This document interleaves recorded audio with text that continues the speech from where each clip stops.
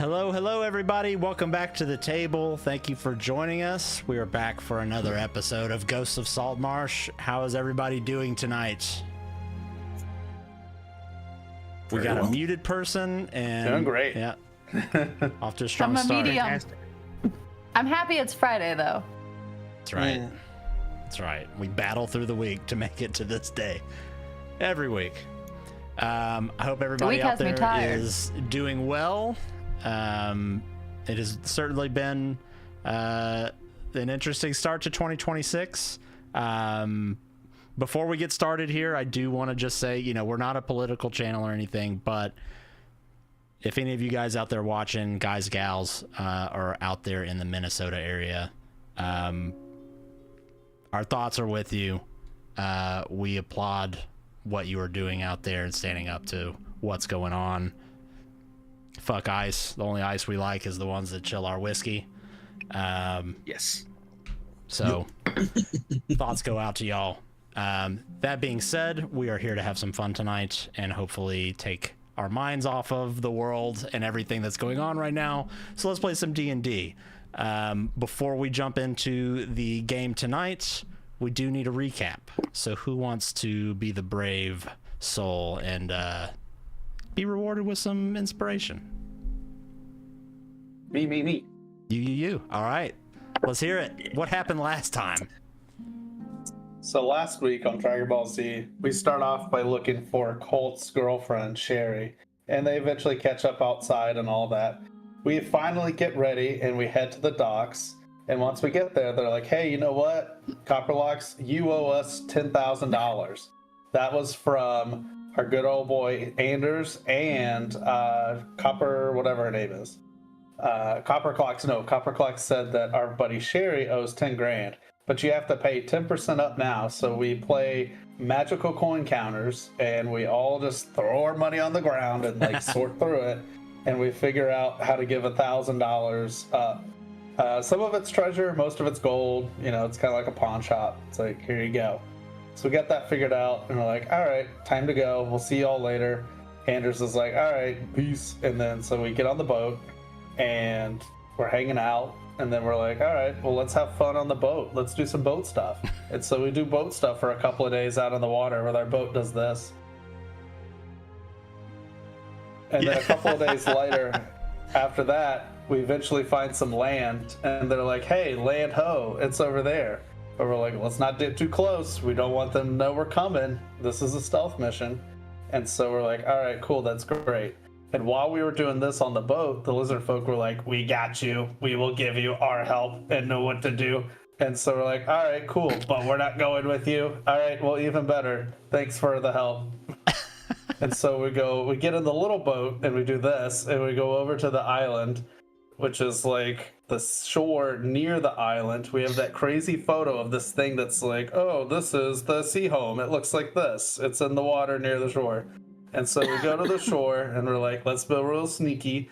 And we're like, sneak. And then we find this little walkway that goes out to this thing that's like, that's the sea base. And we're like, well, let's take that. No one's going to see us. And then we're just like, we do this number. We go up to the front door and we're like, hey, we're here to not let anyone know we're here. And we hear some sounds at the other side of the door. They're like, and we're like, all right, that's cool. We know what we're going on. We should have figured out a way to talk to these people, to Sahu again, but it's whatever. We're here now. We're doing it live. So we keep banging. And then they're like, hey, what's the password? But they don't say that at all. They come out and start attacking us. And we kill a bunch of people on our stealth mission. And here we are. That was actually very comprehensive. Very good. Nice. Impactful, informative, and now as compensation, you have heroic inspiration for the evening. As usual, if you don't use it, you lose it. So with that, we'll run the intro and get started with tonight's episode of Ghosts of Saltmarsh.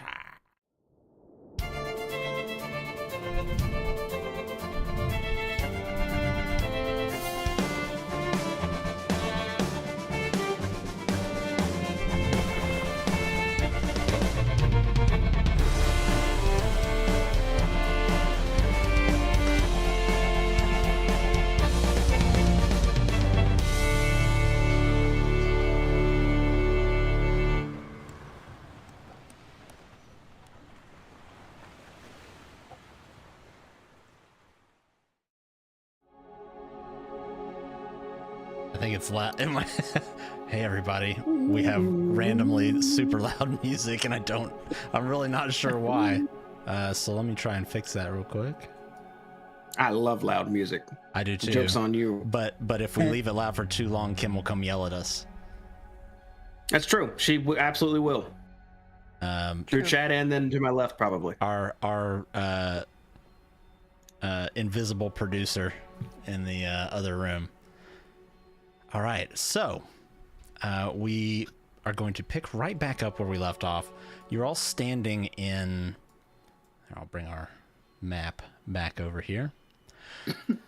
We're all standing in this very first entry room, again described as kind of a Spartan room, meaning just kind of bare, not a lot of decorations or anything like that, just very kind of cold in a sense.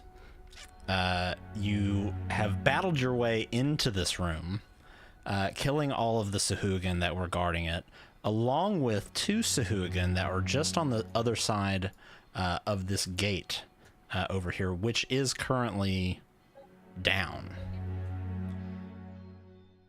What would you all like to do? I'll throw it back to you. So we just got out of combat, or we've been chilling for a short bit. You just got out of combat. Like, we got out of combat and pretty much called it an episode. Oh, we got him with the everyone good then? Everyone good from that? We're okay still?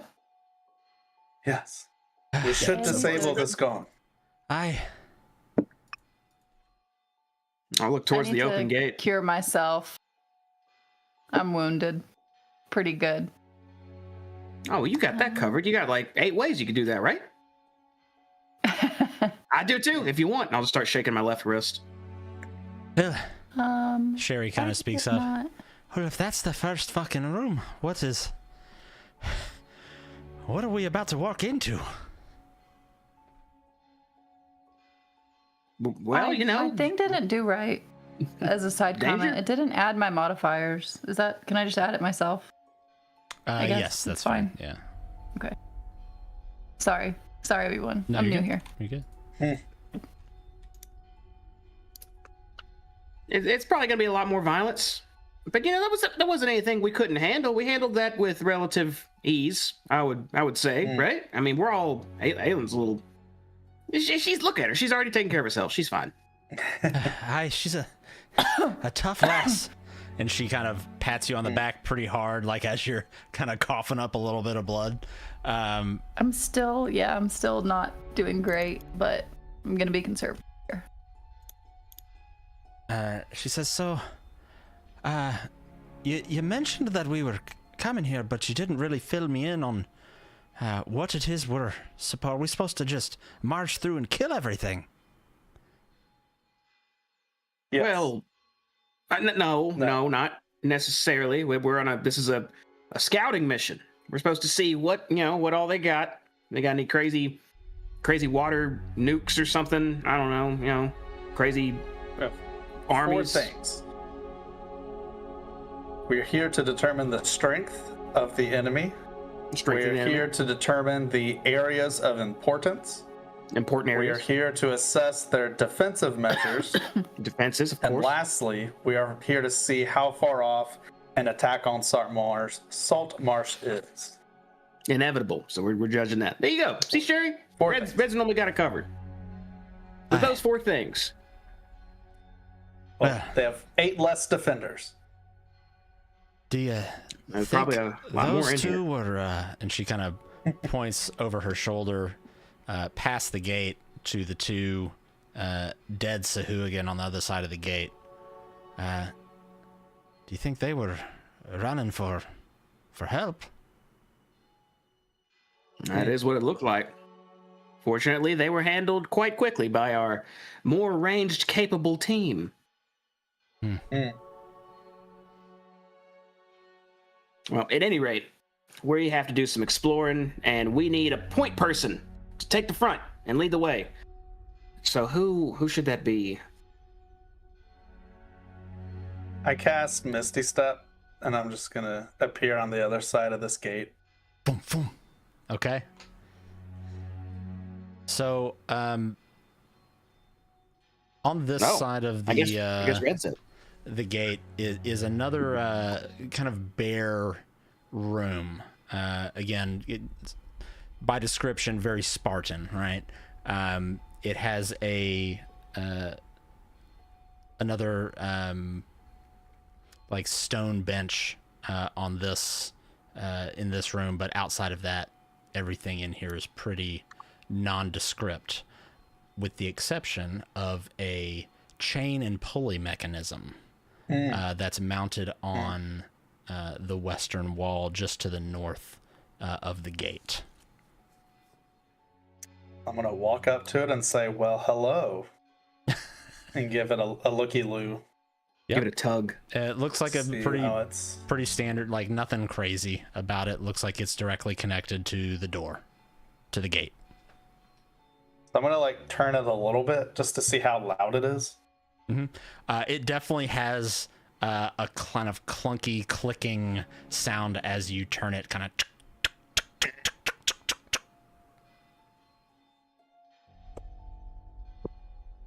I'll turn it a little bit and then just like. There's a little bit of an echo throughout the room. Again, this is almost, again, there's no decorations on the wall. There's barely any furniture to be seen. It's basically tile floors, stone walls. And so you get quite a bit of reverb. But you don't hear anything from anywhere else. Just kind of the cold echo of this chain mechanism. I'm going to turn it until it raises the gate up about, we'll say 2 feet. Okay. And it gets to the point about where you want it and stops when you stop. All right, everybody. I'll just kind of motion to the gate. Roll letter. Well, all right then. And I'll just march right to him. Just squat under the gate, real low. Yeah, Sherry does the same and kind of scoots underneath the gate. Magic, everybody. Well, that's certainly a handy parlor trick you have.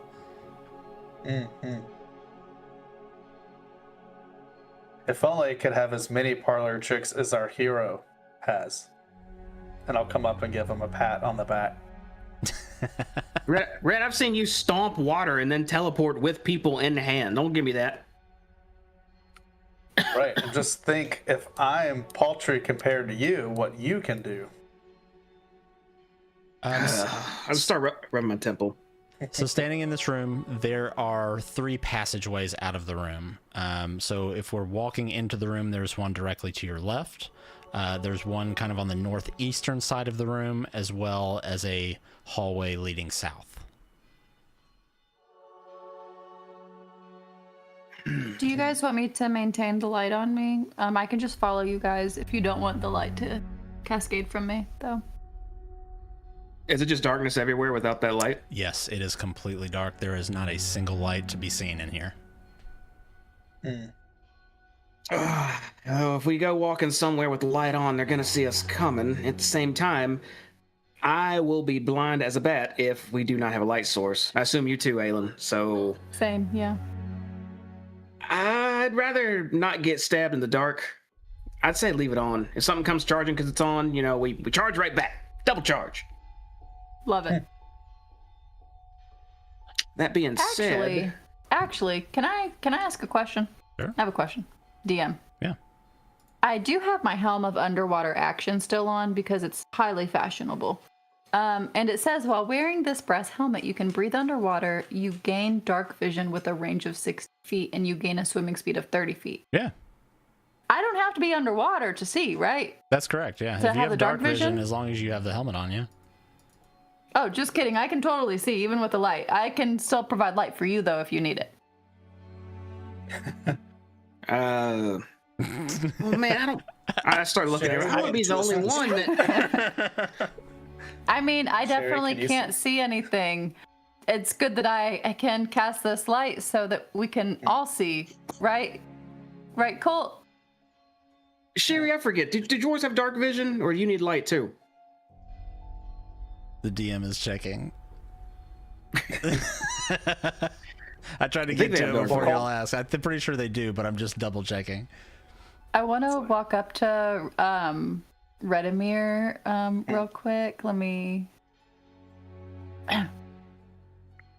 Wait. I don't want to embarrass Colt in front of Sherry that he can't see in the dark. Surely I should keep the light on, right? Don't want him embarrassed and ruin their opportunity to being together from his embarrassment. Can I hear this? I want to hear this. No, I'm whispering. I'll say this, just looking at the map where you're all standing, you're literally standing right next to each other. So Aelin, if you're whispering, Colt, you can make a perception check, and depending on how well you roll is how much you will pick up on this. No way. Colt, you hear everything. You hear every detail. Boo. Aelin, if it's wiser to keep the light off, we should just put it off. I think Sherry can see in the dark too. And if I'm the only one, I'll just stay in the back. When the fight happens, Sherry can I'll... hold your hand and guide you, you know. That's not necessary. That's I'll a just shout great Nicholas and idea. an orb will appear and I can see fine. Just trying to be stealthy. Yeah, yeah.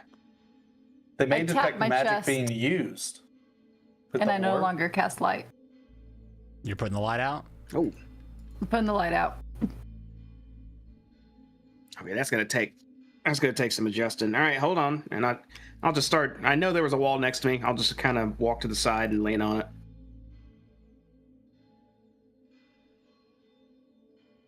Go. Let's see. So I gotta turn off your light there. Let me. You're just in the in the complete darkness. Colt, can I ask, is your roll 20 just completely black right now? Not completely black. It's like I know what was there, but I have no vision. It looks like I'm all alone in my own little world. Can you see me next to you now? I've walked over to you. Can you see me? I can hear you, but no, I can't. You feel my I can breath feel your on shoulder. ear. I feel that. Well, That's if you weird. want, depending Sherry, on come where we get- walk, you can just hold my shoulder, unless you want to hold Sherry's shoulder. I get that, and I encourage it if that's what you want to. But I can guide you if you need me. I got the wall. I'll follow that. I can hear y'all Okay. walking at least. Okay. Dwarves have a dark vision up to 120 feet, so they can see real good in the Super dark. dark vision. Wow. Okay. Yeah. So she says, yeah, I can see just fine. Wait. And she's kind of standing in front of you and kind of waving her hand, but clearly sees that you don't look down to acknowledge that. Wait, can you not see without a light? You don't have any fancy inventions or gear or anything? It's all used up on combat stuff. I don't have much utility right now. Well, Colt, the combat stuff's not gonna do you any good if you can't fucking see anything. Well, no. See, we have another trick for that. Here, hold on. Nicholas! You hear it kind of echo throughout the halls a little bit. But shortly after, a small, dim orb kind of rises up from your pack and starts to emanate a small glow. What is the distance on that glow? Is it 20 feet? 30 feet? On the drift globe Glow of right Dougal? float no more than 5 feet in the ground. Globe hovers this way. It's the same as a light spell. So That- 60 feet? Is 60 that right, feet? Aelin? I believe so. Let me. Light is bright light in 20-foot radius and dim light an additional 20 feet. Okay. Bam. And you see her kind of, oh, well, see, my Colt, I knew you had a trick up your sleeve. Yeah, this is actually courtesy of, I think Aelin had a big piece of why we even got this thing, but yeah, I'm just gonna, I don't want to, it's just hovering in the air right now. I don't want to leave it out, and I'll kind of grab it and I'll turn my pack around, I'll just kind of shove it in there and cover it up. Okay. And with it goes the light. We get in a fight, I'll just open the pack and it'll just drift on out. For now, we're going blind. Do you need to hold on to my shoulder? That is so kind. Yeah, if when we start turning and whatnot, just kind of quietly say which way we're going, and I'll grab onto you when we start turning, so I don't walk into a wall. Okay, or I can lead you if you. I've got a free hand. Yes. A great idea. Okay, that I guess that works too. I thought you'd need 2 for your weapon, but if you got a free one, all right. Well, if we get into trouble, you can let out the light and I can let go and we can handle business. That sounds like a good plan. She gives you a nod and a smile. You can't see it, but she does. So which way should we be going?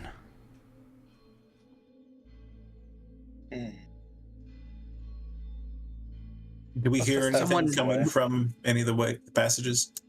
Make a perception check. Perception. You need probably a 15 here or higher. 18. Bingo. There's not a lot, but you can hear the faint sound of like clanging coming from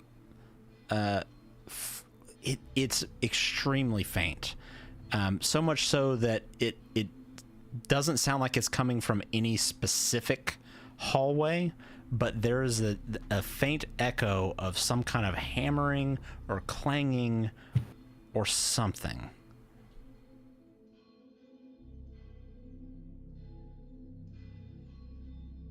Well, I relay that information to our mates. We got 3 directions we could go, and she kind of looks over to the north path, the northeast path, and then down south. I don't suppose none of you have a map of the place, huh? Nah, we have no idea. All guessing. We just gotta pick and go. Well, I'm the new one here. I don't presume to take charge in these things, so which way are we going? Let's go this way. Kind of point to the southern... Yeah, I'll point to the south. Okay. All right. We're already here, right? Colt, you feel the grasp of a hand grab onto yours as Sherry grabs your hand and steps in front of you.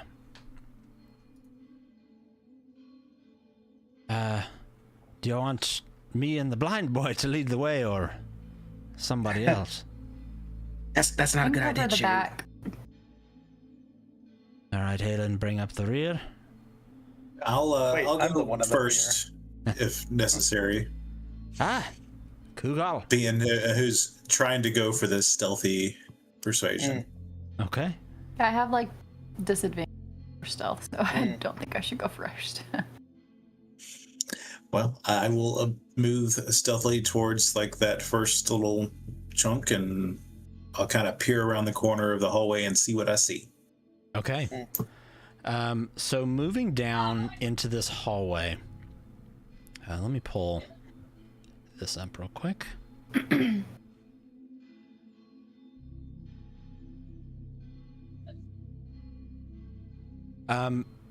So all of these hallways that veer off into these various directions, they're all about 10 feet wide. They're pretty big, spacious hallways.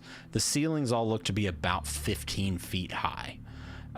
So there's no shortage of space to stretch out here. The walls and the floors are kind of tiled in various colors, from teal to aquamarine to blue to gray, just kind of various designs. Looking down that hallway, it looks to go down for quite a ways. Or I kind of lean around. I'm going to mask of many faces to look like the, I guess what I would perceive as the higher ranking of the fellas that we might have just assaulted. Okay. And I'll go ahead and at least shift face and clothing look, but still have like my cloak on, just to keep it kind of on the dark side. Okay. You do, and you shift. Can you link that ability? The I think it's Disguise Self, yeah? Yes. I think if you just click it in D&D Beyond, it'll put it in the chat. What does it look like when you cast this? Like, how does that present itself? I would like to imagine that it's just kind of like a shimmering of like water kind of pouring over my head, how it just kind of it just kind of shifts and shimmers down. Okay, you almost kind of melt into this other form. Can you change sizes in it, or do you stay the same size? I can seem up to a foot shorter or taller. Okay, so you do grow about a foot taller. Okay. and gain a little bit of mass as you kind of shimmer into this Sahuagin form. And yeah, Red, you're standing kind of right behind this when it happens, so you have a pretty clear view of what is now a Sahuagin standing in front of you. Very impressive, Kugo.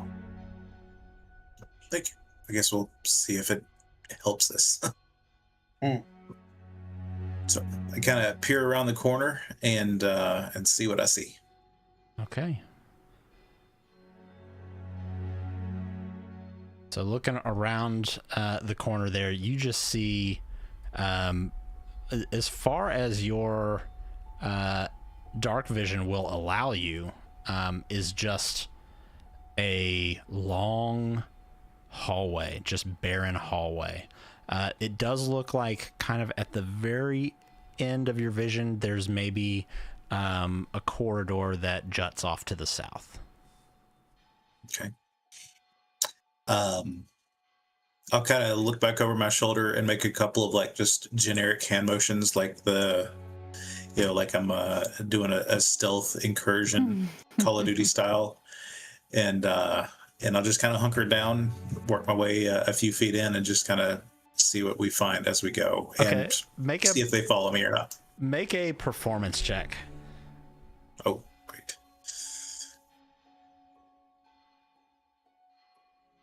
Okay. You apparently have read a couple books on this stuff. You're not sure if anybody else has, but you know what you're trying to convey. And so you let off a few hand signals and then end it with like a little two-fingered like this way, and you kind of creep forward.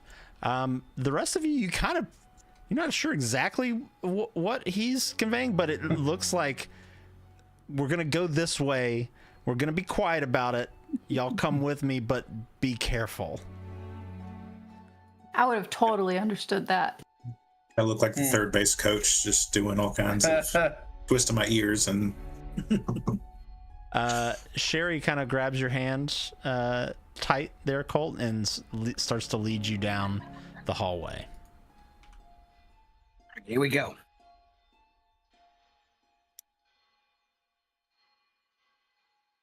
Okay, and Kugal, the further you kind of go down the hallway there, you see there definitely is a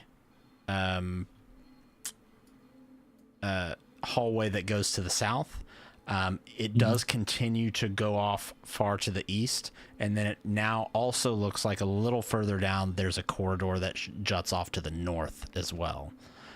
You still don't see or hear anything with the exception of that clanging.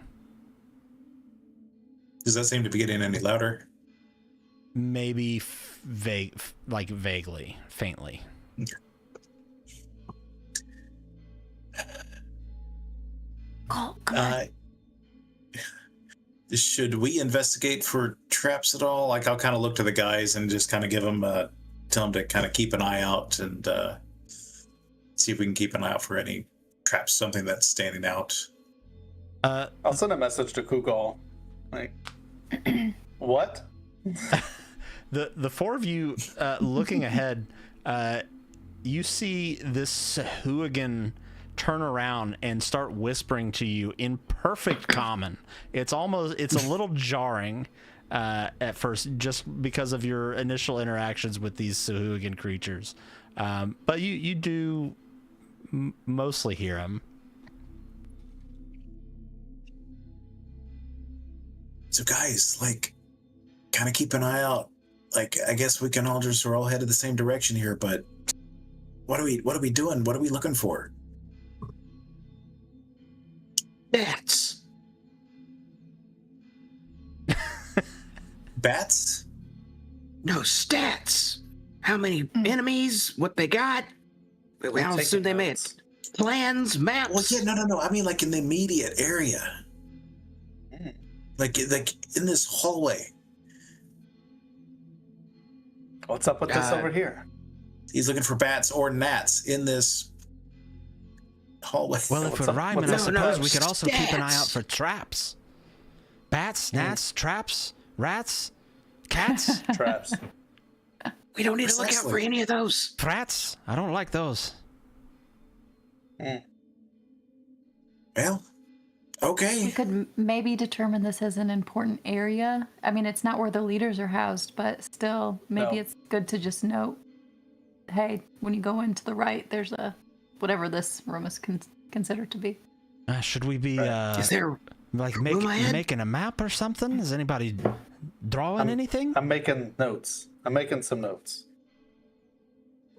Well, I'm gonna peek around the corner here and see passageway ready to go. Like, we're doing great. Perfect. Okay. I show my drawing. You hold it up to Sherry. She looks at it and gives like a nod of approval. You show it to Colt. He's just looking off into the distance. He can't see anything. Oh yeah. No reaction. We're still in a hallway, right? Yeah. We're still where we were. Colt, thank God you're here. All right, so what do we think? Take the first right, or just, if we're gonna map this out, I guess let's just go ahead and follow a wall. Is this stone here? Yeah, this is all. It's all. That's kind of representative, almost of like an arched entryway. Oh. So yeah, looking down south into there, it definitely looks like there's some kind of room down there. And as you step into it, you see dark blue tiles cover the walls and floor of this room. In the center of the room sits a table with a small bench beside it. A coffer is propped in one of the corners, and its lid open, leaning against the wall. There's also what looks to be some kind of mining pick laying on the floor in the other corner. Okay. Are you guys gonna move forward? Sure. I'll send a message to Colt. What do you see? Oh, I think we hit a wall. Sorry, I was trying to be funny. I was saying a whisper. Kugal, what do you see? I relay that information. Table right. In a whisper, box. I repeat. Yeah, just table, bench, box, and pick. No signs of life yet. What's in the box? All right. I'll go check out the box. Okay. Nothing in here. Looking into the coffer, it looks to be completely empty. Nada.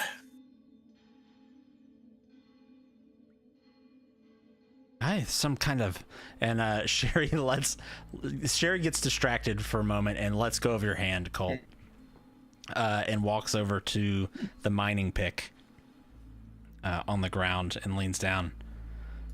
Hey, this looks almost like a dwarven mining pick. That's suspicious. Fascinating.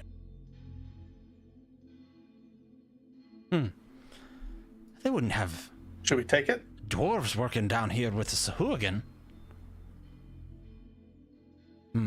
Maybe prisoners. I think maybe. What was that, Aelin? How big is this room? Maybe we should take the pick. Is there a way to see like who it would belong to? Like, does it have like a property of so and so? If you want to go pick it up and kind of investigate it, you can. Colt, you're kind of running your hand along the wall as you're walking, and this room seems to just go on forever.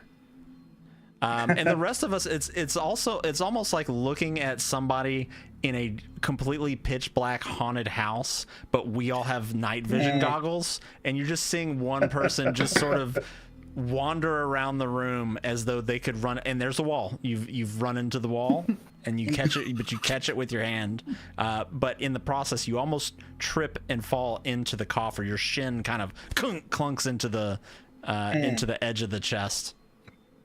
Oh shit! I found a box. Yeah, we know. All right. And Sherry gets up and kind of jogs over your direction. Good looking out. Yeah, we forgot. Yeah, we're here. Oh, hey, Sherry. Should we? I kind of let you go there. Sorry, friend. I want to pick up this pick in front of Aelin and I and just kind of look it over. Yeah, so both Looking of for you something or- kind of looking at it. There doesn't seem to be any initials on it. It does seem to be a decent pick. Not any kind of like masterwork or anything, but it's a good mining pick, it looks like.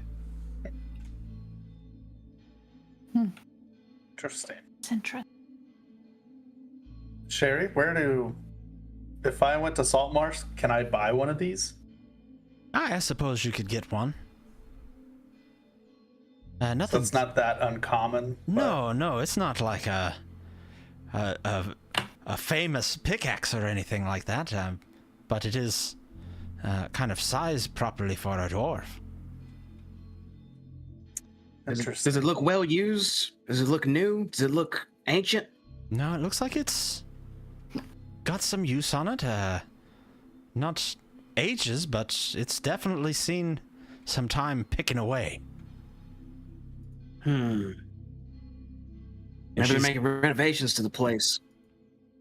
Aye, indeed.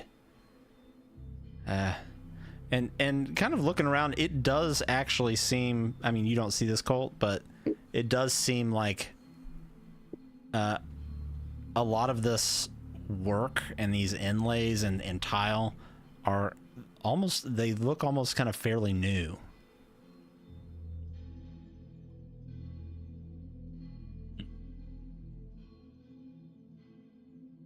Wait, we still hear that clanking sound, right? Very faintly in the distance, yeah. Hey, you guys hear that that metal striking sound, right? Mhm. Yes. I hear it. Oh, I mean, we found one pickaxe. Maybe they're renovating another area right now. Right. Digging out some more rooms. Well, Which is let's extra good forward. for sneaking. Yeah, we should take advantage of that. Pickaxe are good for sneaking?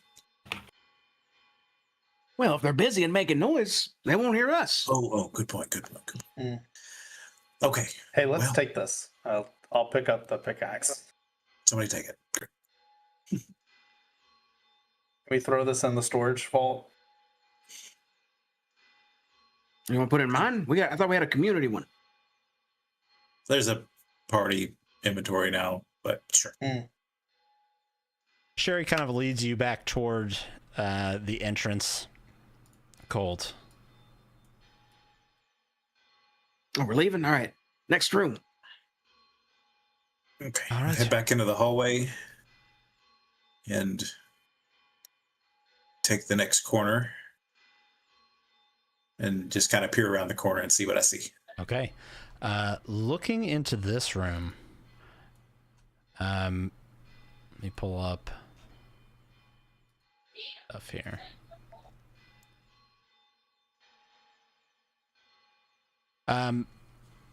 This is a much larger room. It looks like it seems like it kind of goes back a ways. This area definitely looks, at least from what you can see, unfinished. But it's kind of hard to see much else from this vantage point. I will kind of move around the corner and see what I get at that corner. See if I get any better angles.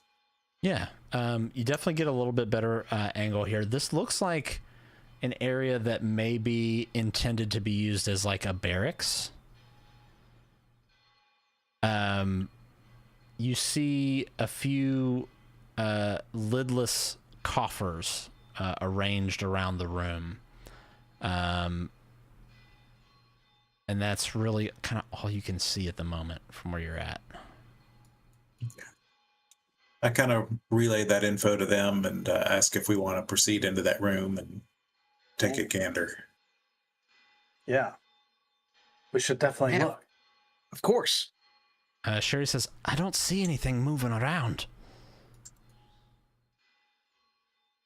So it's looking pretty clear? It looks clear. So far, I'll kind of come around the corner and move down this wall a little bit. And Sherry's kind of leading you along the wall. And she says, I can see pretty good in here. I still can't see quite to the end of the room, but it looks fairly clear.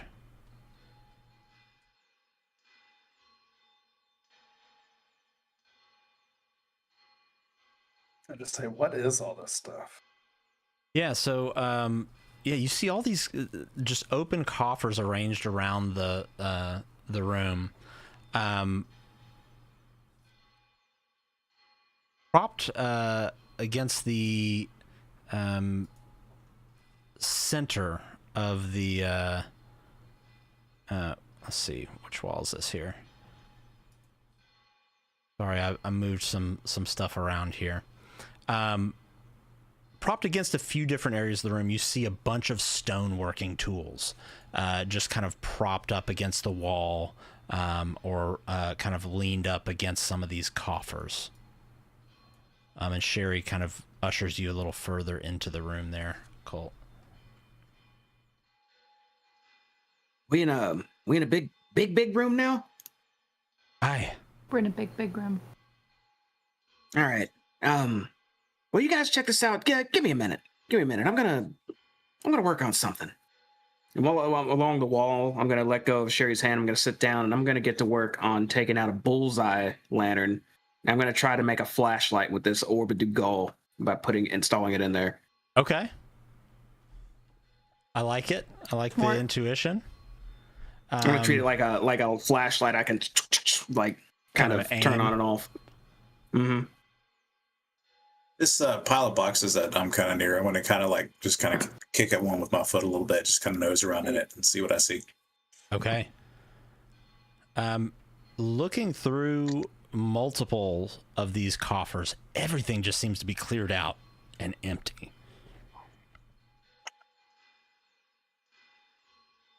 Bummer.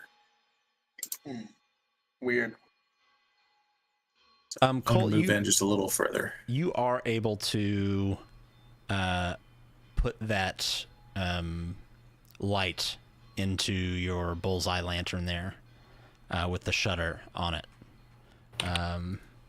Sweet. Let's see here. I wonder if this... Oh, cool. Let me see if this works here. 60 degrees. You gonna give me cone vision? Yeah. Wow. Nice. Magic. All right. Science. That is much better. I got a flashlight, guys. Let's see. So Great work. intuitive. How do I just gotta figure out how to turn right. If you click your token up at the top right of it, there should be a little handle where you can kind of rotate. Yeah, there you go. Is that rotating the line? Sweet. Yeah, it is. Yeah.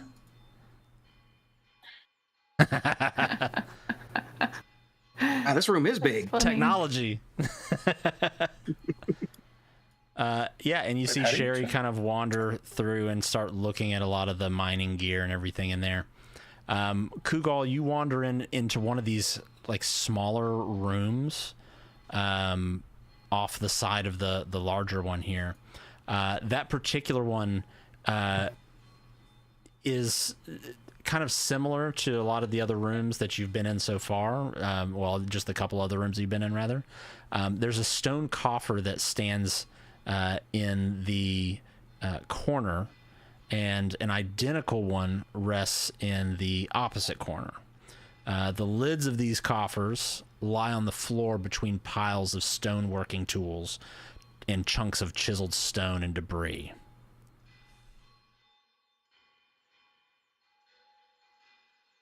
But again, these coffers lie empty. Got it. Same deal with like the ones in these corners down here. Mm-hmm. Yeah, and they all seem to be completely cleaned out.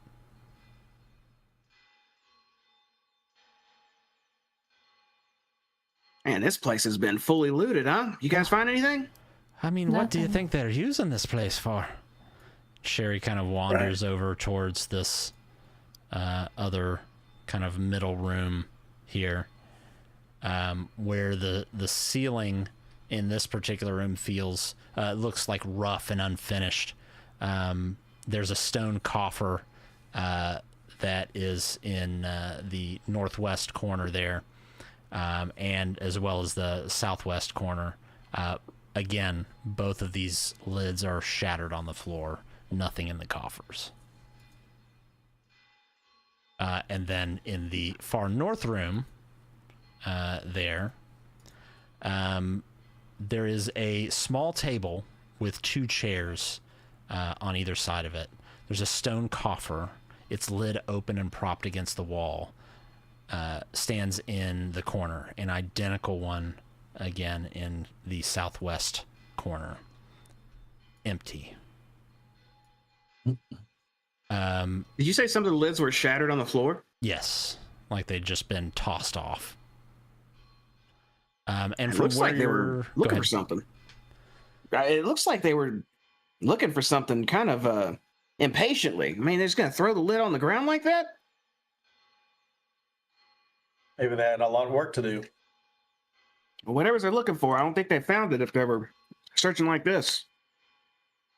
Aelin, you see a short hallway that leads into another room to the west, as well as another hallway, kind of shorter hallway that leads to the north. I can see what I can see on the screen, right, DM? Like I can see into the room right now. Let me see here. Yes. Oh, I think that's some sort of armory over there to the west. Yeah, you can definitely see bits of metal, maybe a few weapons kind of gleaming off of your flashlight, shining into the room. Woohoo! Shall we go in? Yeah, but if there's a room with weaponry, could be a guard. And I'll close my bullseye lantern. Okay. I'm sorry, DM. I'm gonna make you do it back and forth. It's fine. It's I've got it. It's very easy for me to do now. Sherry comes up and grabs your hand. I'll wave at Aelin and kind of signal that I'll head to the right, going into that through the little hallway, and then maybe she goes to the left.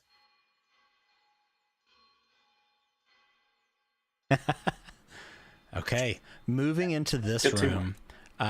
This definitely looks like some kind of armory. It has a plain stone floor, walls and ceiling.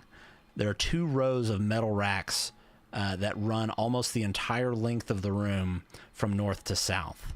They're set in parallel about 6 feet apart, leaving a passage between them. A large number of spears, tridents, and other weapons are arrayed on these racks. There are 2 large closed coffers that sit to either side of the eastern archway. Want to open the first one here? You're going to open that coffer there? Mm-hmm. Yeah, so it's not locked. You're able to open it pretty easily. And in there are what look to be dozens of daggers inside of their sheaths, inside of their scabbards. Is it clear in there? Daggers. Yeah. Are we good? Clear. Yeah. All right. Yes. Lots of weapons, so be careful. I'll open my bullseye. I'll open back this up. one as well. Okay. Light. Cool. It saves your bullseye lantern thing, so I don't have to do it. I'll open up this box too. Dozens more daggers in their scabbards. This place looks like it's been completely kitted out. Whoever's here is ready for war. Can I tell what this Is it- is? That's not a person. Make a perception check.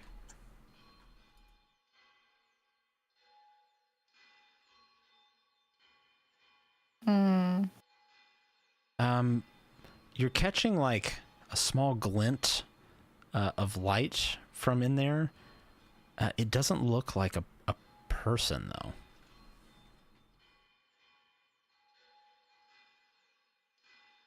I'm a big brave girl. I'm gonna go look at it. Do these weapons look like good or new or used or They look made out like of copper? Yeah, I mean they look like decent quality weapons. If you were, as you kind of peruse the room, there are dozens of spears, dozens of tridents, probably roughly 10 glaives, and maybe a couple dozen warhammers. Well, you know, if we're in the neighborhood, and I'll lean over the dagger coffer and just turn my pack around and just start shoveling daggers in. Okay. Are you trying to empty this thing out?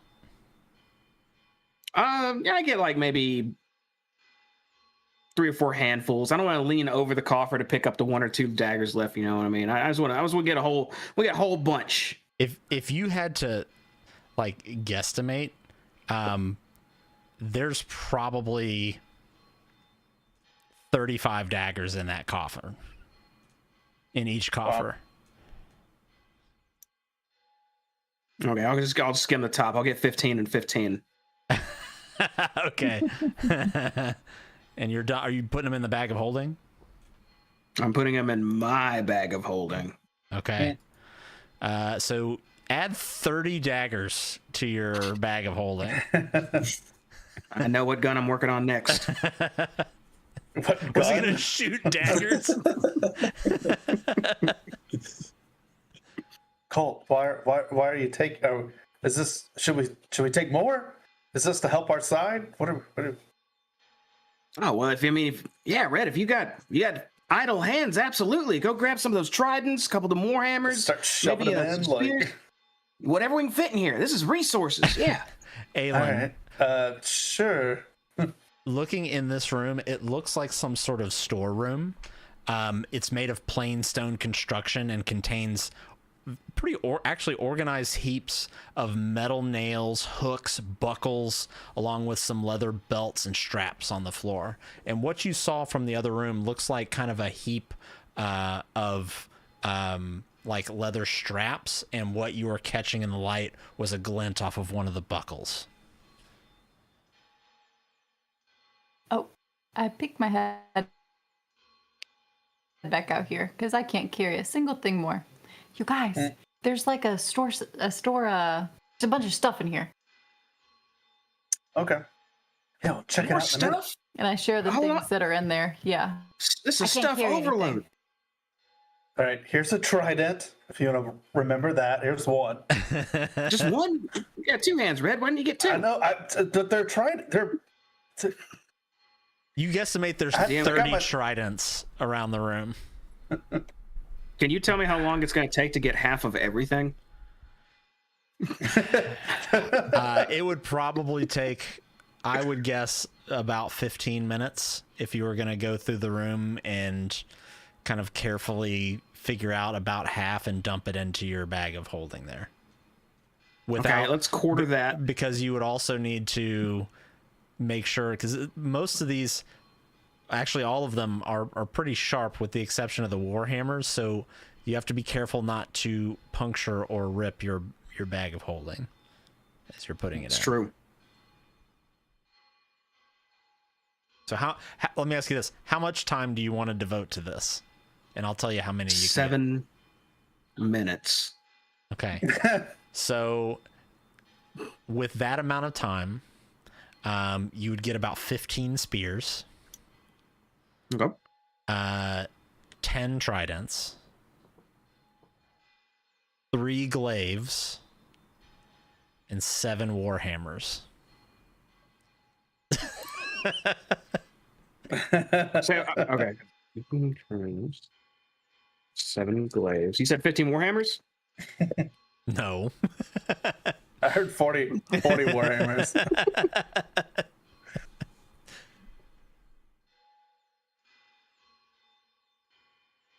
Kugal, are you checking out that room over there to the north? I was letting everybody have their hoarding moment. Well, kind of meanwhile, if you want to look in there, you can kind of meanwhile, Kugal. Sure.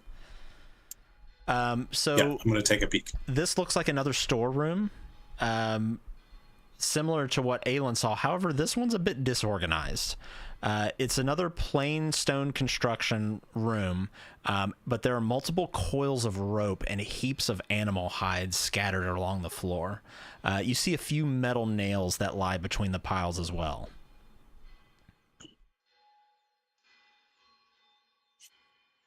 I'll move into the room and kind of check out the animal hides there. It looks... Kind of give them a little kick and make sure I don't see like roaches just come scurrying out or anything.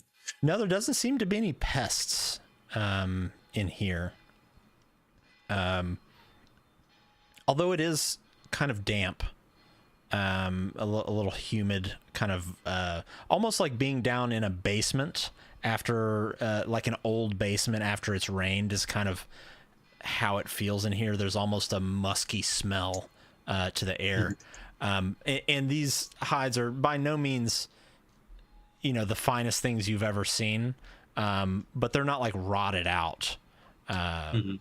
They're like usable hides, and you can see things, anything from like cattle to like sheep, to what looks like maybe there's a horse hide or two in there, and then maybe some smaller animals like if they look to be dogs. in pretty decent shape, I may roll up a top, couple of pieces and Sure. chuck them into my bag.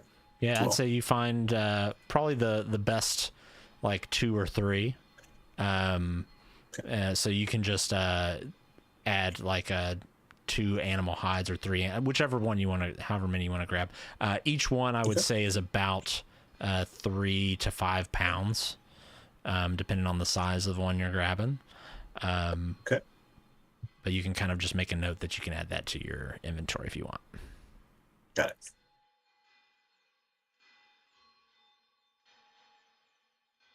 Okay. Back that way, it circles back to the front, just so everyone knows. To the entry. A little hallway. Kugal, I heard you say there's more stuff in here. Yep, we've got looks like some animal hides, some rope. I mean, nothing of high value, but depends on what you need. Wait, are you not in this room, Kugal? I don't see Kugal anywhere in here. Am I in the wrong room? That's the one I found. No, that's the room I found. Oh, It what still stuff has a was bunch in of here, stuff Aelin? in here, though. There's like leather need a- straps. Okay, I grabbed those. I don't buckles or something, right? There were some buckles in there, I want to say. Grab them. He's just going through. It's like supermarket sweep in here. He's just dumping shit into the bag of holding. Gotta go for those hams. What else was in there, DM? I don't remember. Nothing that I wanted. I just know that much. Belts. There are metal nails, hooks, and buckles, along with some leather belts and straps. Yeah, those things. We load them up. And we're gonna have fun at I the found a market. room up here. As a DM, I've got to do a better job of like recognizing I need to determine exactly how many metal hooks are on the ground, exactly how many leather straps whenever we have a fucking artificer in the group. That's right. We have Material City right now. Taking it all. This is Shroud Depot. It is the Shroud Depot. You said the northern room, Kukal? Stuff? Yep. I got ropes, hides. I grabbed a couple of hides. I mean, unless you want some more. I'll load up the rest. You got it. Oh, that's funny. Oh, these are big. Y'all pull the truck around back. Yeah, somebody go get the Tacoma. These are way bigger than I expected, so I'll roll up like, I don't know, 3 sheep hides, a cow hide, whatever. I mean, that's whatever's fine. there. Yeah. All right, I'll get like 5 hides. Okay.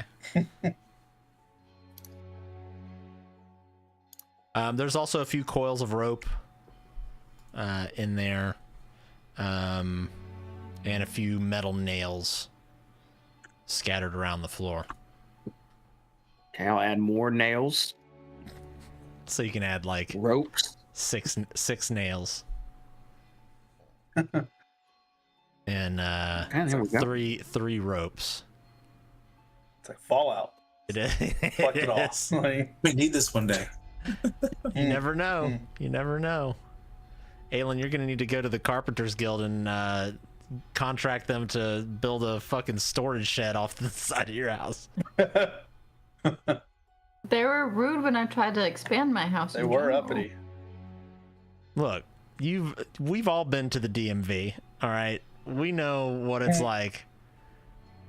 You better have the right documentation, or else they're gonna tell you to kick rocks. Hey, this just loops around. Next time we'll just drop some gold on them. You're like, look, You gonna grease the wheels a little bit? this says we don't Little need no payola. paperwork.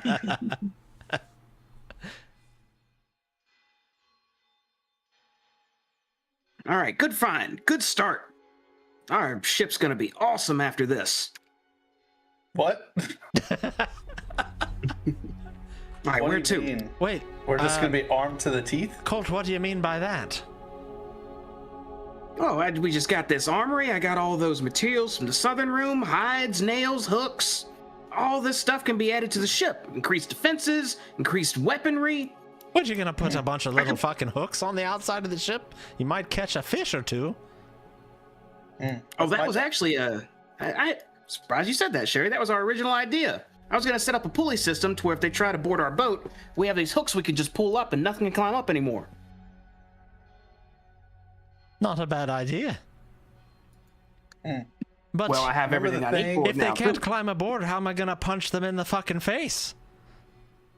Well, I'm sure, so who can seem kind of determined, so a couple may come up bloodied, and you just do the rest. Huh, fair enough. She kind of walks back out into the larger room there. Looking to the north, it looks like the room kind of dead ends out into another hallway.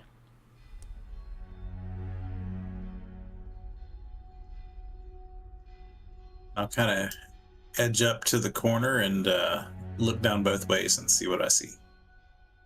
Looking both ways, you don't see any cars, but you do see a room down to the left, to the west. To the east, it looks like the hallway just kind of keeps going for a while. And you can make a perception check for me. This one's going to be kind of high, probably like an 18. All right. How about that? Well, look at that. Well, I'll be. Exact change. I like it. Although you don't see anything, you hear. So the clanging gets a little louder. Is the first thing you notice down to the east.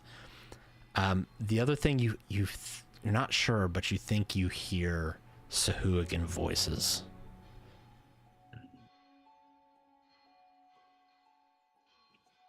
Well, guys, I hear that clanking seems to be getting louder, and maybe voices. I think we're maybe coming up against some other tenants here. Which way are we thinking? Want to head towards them or keep investigating? We're voting towards them. And I'll cut my light off as I start walking up. All right. Sherry grabs your hand at this point, instinctively almost. Oh, thank you, Sherry. And Anybody else? Here, let me give you at least a little bit more so you're just not looking at a black screen, Jamie. All right. Oh, yeah, there we go. Is that better? Yeah, I can see Red and Sherry and half of Aelin. All right. Well, you can't, but at least you're not looking at a black screen. Because again, pitch black in here. So, yes, Kugal. There's a room down to the west and noises coming from the east. What do we think, gang?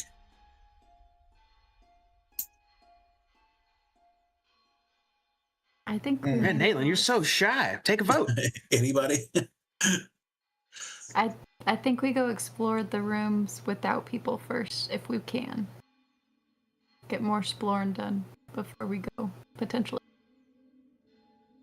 Yeah. Yeah, that's smart. I kind of agree. Aye, and if we hear All right, well, I will hang a noises left. coming from that way, we want to make sure nothing comes up behind us. So maybe we go check out to the left. Sounds like a plan. All right, and we're all moving. Are we trying to move quietly, or are we just kind of moving normally? How are we trying to maneuver? I'm trying to be a keep little it quiet.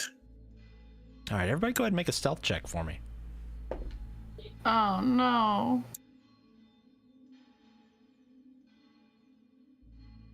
It'll be better. Okay. What? I got a pop-up. You got a pop-up. You gotta watch this That ad to says- stealth. It says disadvantage with armor worn. Select roll mode. Normal roll, or I guess I select disadvantage? Yes, correct. There's such a thing as super disadvantage. Ooh. You're haven't noisy found that and you yet. have a toot. Okay, so 10. Colt, Red, you both I'm feel supposed like to be you're the sneaky moving guy. pretty quickly. Kugal, you actually your foot catches on a kind of slightly raised tile and you kind of trip forward and kind of but you catch yourself and you kind of make some scuffling noises, but nothing too terribly loud as you catch your balance. What does, however, distract from your scuffling is the fact that Sherry tried to follow you and hit that same little raised spot and completely fell and cling with her armor onto the floor, losing Colt, losing your hand, and making a loud clanging noise with her natural one. That ain't good. Oh. And it kind of echoes and echoes and echoes through the room. What is everybody doing? Was she right behind me? Yes, more or less. Okay. I would see if I could reach down and pick her up real quick and see if we can kind of just scoot around the corner real fast. Okay. Make we're gonna say make an athletics check for me, and I would say since she's going to accept this help from you, make it with advantage. Okay. Colt, you feel Sherry's grip kind of leave your hand, and you hear this sound. What are you doing? Oh, Sherry, you okay? We getting jumped? All right, I ended up with a 17 I try here. and move around this corner also to try and hide, as well as like, Sherry fell. It's fine. We're fine. Are we backing up? I feel you going backwards. I'm backing with you. Well, I didn't want to block the path is all, in case if Red wanted to come in also. Right. So, Kugal, you are able to lift Sherry up to her feet very quickly and usher her in your direction. And all of this does kind of happen pretty quickly. So, Red, Colt, and Aelin, you can kind of react to this. So, Sherry has tripped and fallen. Kugal helped her up pretty quickly after he'd kind of quickly recovered from stumbling and starts to drag Sherry into this room up to the northwest there. What are the rest of you doing? You can pretty quickly act if you want to. So just Yes, I back was up when I and was gonna listen. come back in here. Yeah, Okay, so you're backing Guess up I'll press into... against the wall. I'll come up here. Oh, you're on that side. I'll go on this side. I'm trying to peek out to see if anyone's coming. We hear anything? Any reaction to the noise? You hear... yes, you do hear what sounds like a reaction to the noise. You hear a... from the distance. It kind of echoes from down the hall. And you believe you hear footsteps coming down the hallway from the east.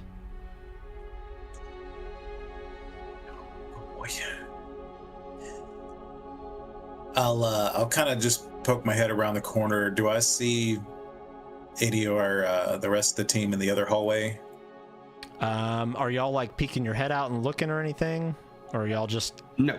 Yeah, so no, you wouldn't see anything, Kugal. Okay. So I'm going to kind of signal to Sherry that we back up in the room a little bit and just try to keep as quiet as possible. Okay. Until, say, if we hear those footsteps like pass us by, hopefully, and try to just be extra quiet. Okay. So I One assume of the- we can hear it also. Yes. Okay, so I'm gonna grab Colt. Like I assume I've been like kind of holding his arm or something, and so I'm gonna try and guide him back into the room and Okay. tuck away also. I'll send a message to Kugal, just kind of around the corner. Be like, hey, do you see anything? No, I don't see anything yet, but I hear them. They may be headed this way. I think we should just see if we could hide for a minute and just see if that passes. Yeah, we're I'm staying gonna in this room rearrange back Colt here. and I. They walk in. I want to be the one to. If shit goes down, I got it. I'll say in a whisper to Aelin and Colt that Kugal and Sherry are holding it down into that room very carefully. I'm gonna have my hand kind of just tucked up behind my back and summon my Eldritch short sword and just to be ready. Okay. Let's see here. Memento. All right. So the rest of you, so you all hear these footsteps growing louder and louder coming down the hallway, along with kind of the typical sounds of Sahuagin communicating. The steps get louder and louder and louder. From all of your vantage point, you can't see anything, but it definitely sounds like something is moving down the hallway. And the closer it gets, it sounds like multiple footsteps, sets of footsteps. Until you see what looks like a trio of Sahuagin come into view. Red and Aelin, you kind of get the best look at them as you're peering around the corner, and they kind of come to this intersection and start looking around, and it's almost like they're listening for something. I'm going to send a message to... Or go ahead. Sorry. No, go ahead. I'm going to send a message to Google. 3 of them, be quiet. They're at the intersection. I'll quietly say.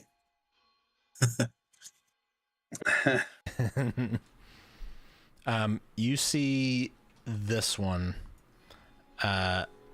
look down to the south, your direction, Red and Aelin. I'm assuming you kind of like scoot your head back behind the wall.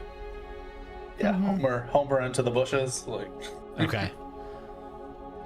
This one kind of steps down into the hallway and comes right to the edge of this corner and seems to be like looking into the room.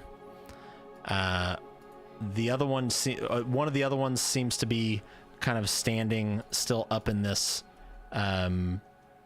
intersection here as another one kind of moves further west into the hallway.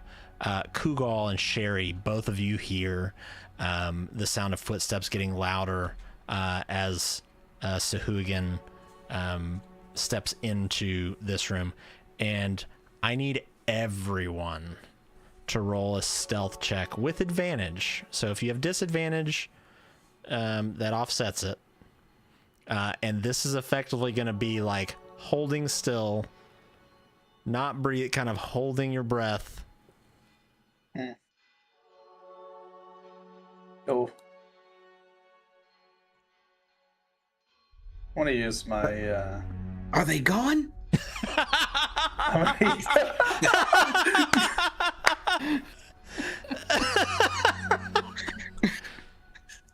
I put my hand over his mouth.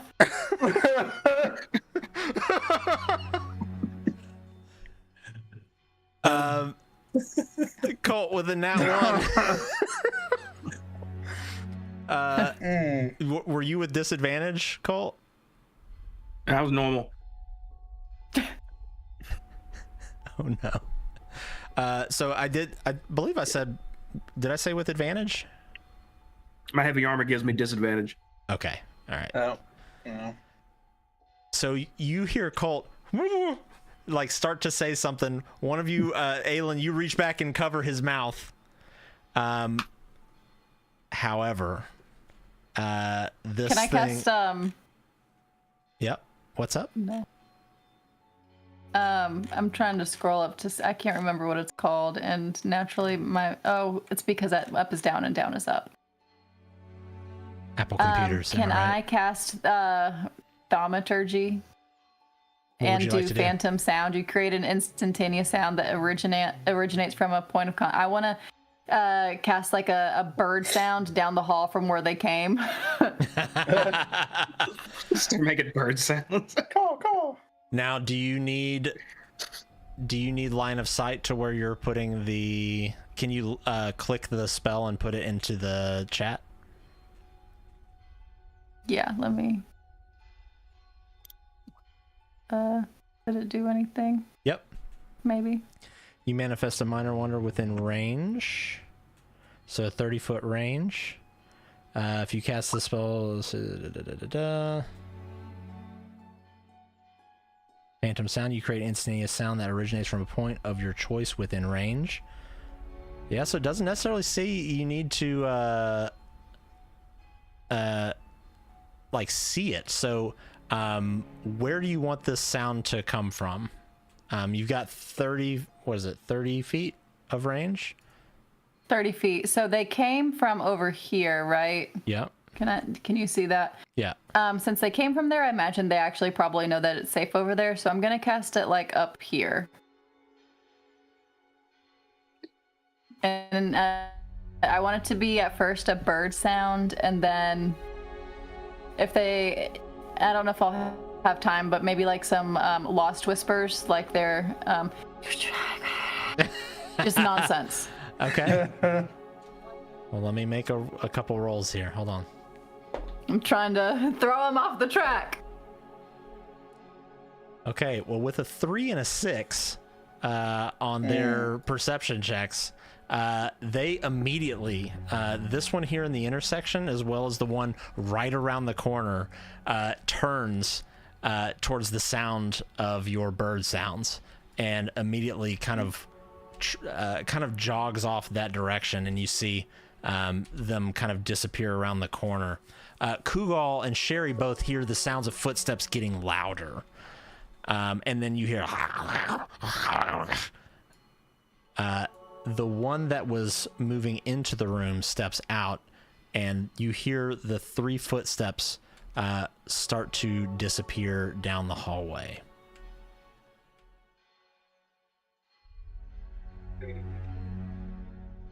I'll send a message to Ayland. Good work. Thank you. Now are they gone? Hey, I say to Cole. Yes. And I'll do like the frumpy face, like dad with the hands on the shoulders. Like that, like, what are you? Cole. It got quiet. I thought, I don't know. In a whisper, that was a close one. Sherry kind of lets out a sigh of relief, Kugal. And she says, looks like they have fucking patrols going through here. How much time do you think before they stumble on the bodies we left at the entrance? 5 minutes.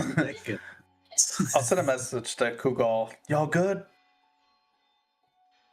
Good so far. Just a little shaken up, but we'll be okay.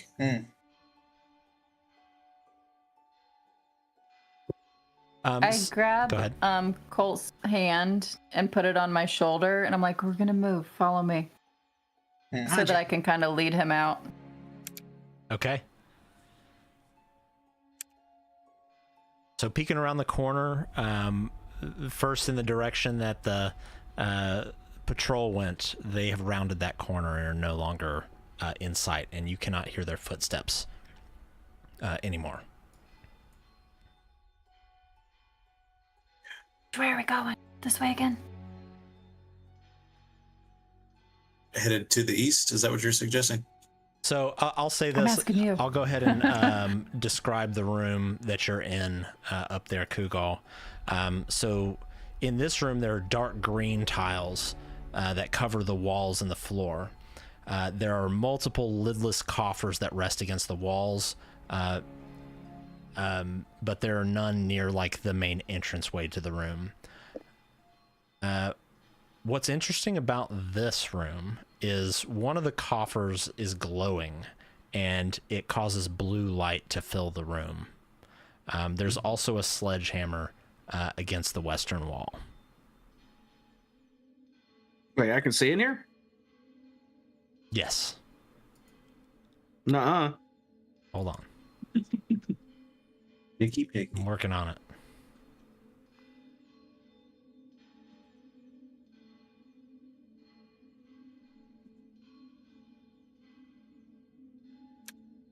Hey, a blue glow illuminates the room. Look at that. Yeah, what is it? What is it? What is it? Magic. What is it? That's a good question. I guess we could find out, right? Hold on a second. Let's see. Let's be safe about this. You want the sledgehammer? What, me? I don't use sledgehammers. No, for the bag. Does anything look unique about it? They're just glancing. I stop looking at the chest. I just glance over that sledgehammer. Does it look... Is it glowing or anything, too? Nope. Yes. But hold on. Sherry says, y'all look around. I'm going to keep a lookout in the hallway. I want to make sure there's no magical, crazy stuff emanating from this chest. Like if I poke it, I get cursed or something. Okay. Can I... You want to make an Arcana check? You can. Yeah, I just want to kind of wave my gloved hand over it. I'm going to see if the vials inside the gloves start like fluctuating at all as I do that. Okay. Yeah, make an Arcana check for me.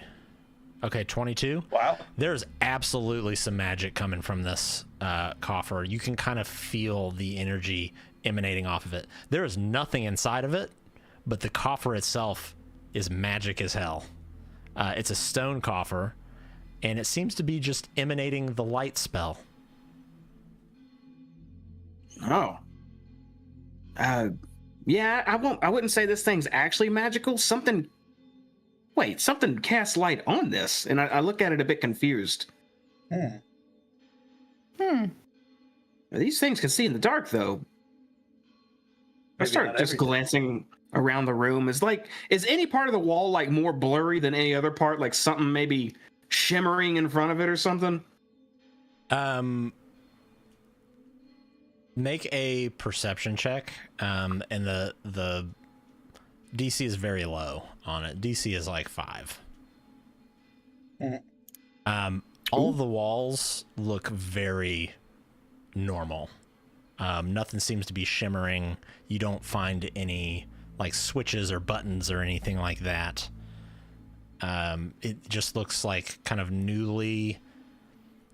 It's not bad quality work, but it's mid. It's mid quality work. Does it look recent? Yes.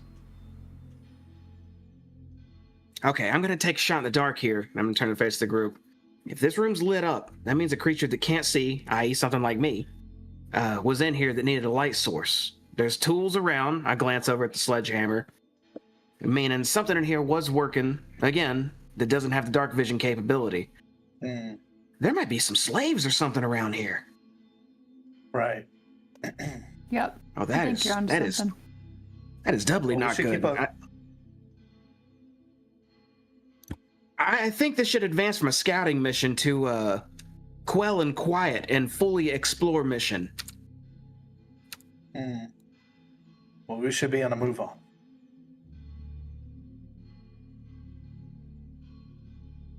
If another patrol comes like that up on us and they don't know we're there, if you got an opportunity, I would argue we should commence the shank. Roger.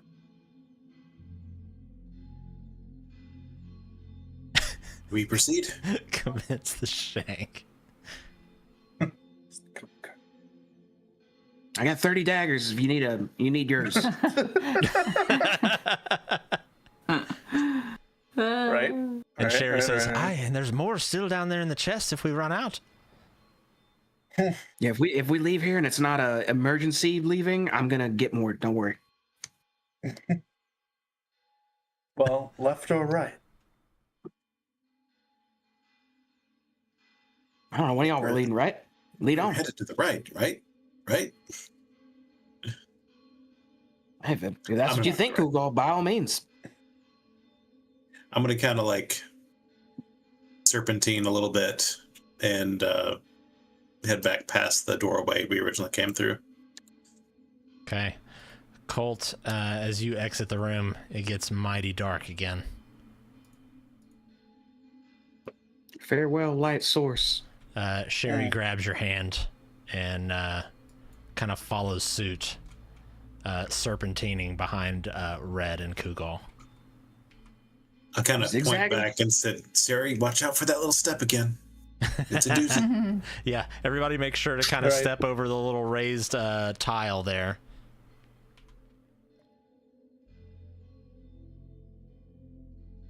And as you make your way down the hallway,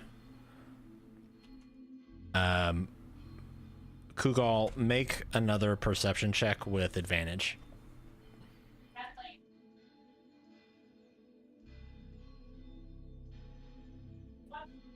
First one's a 12.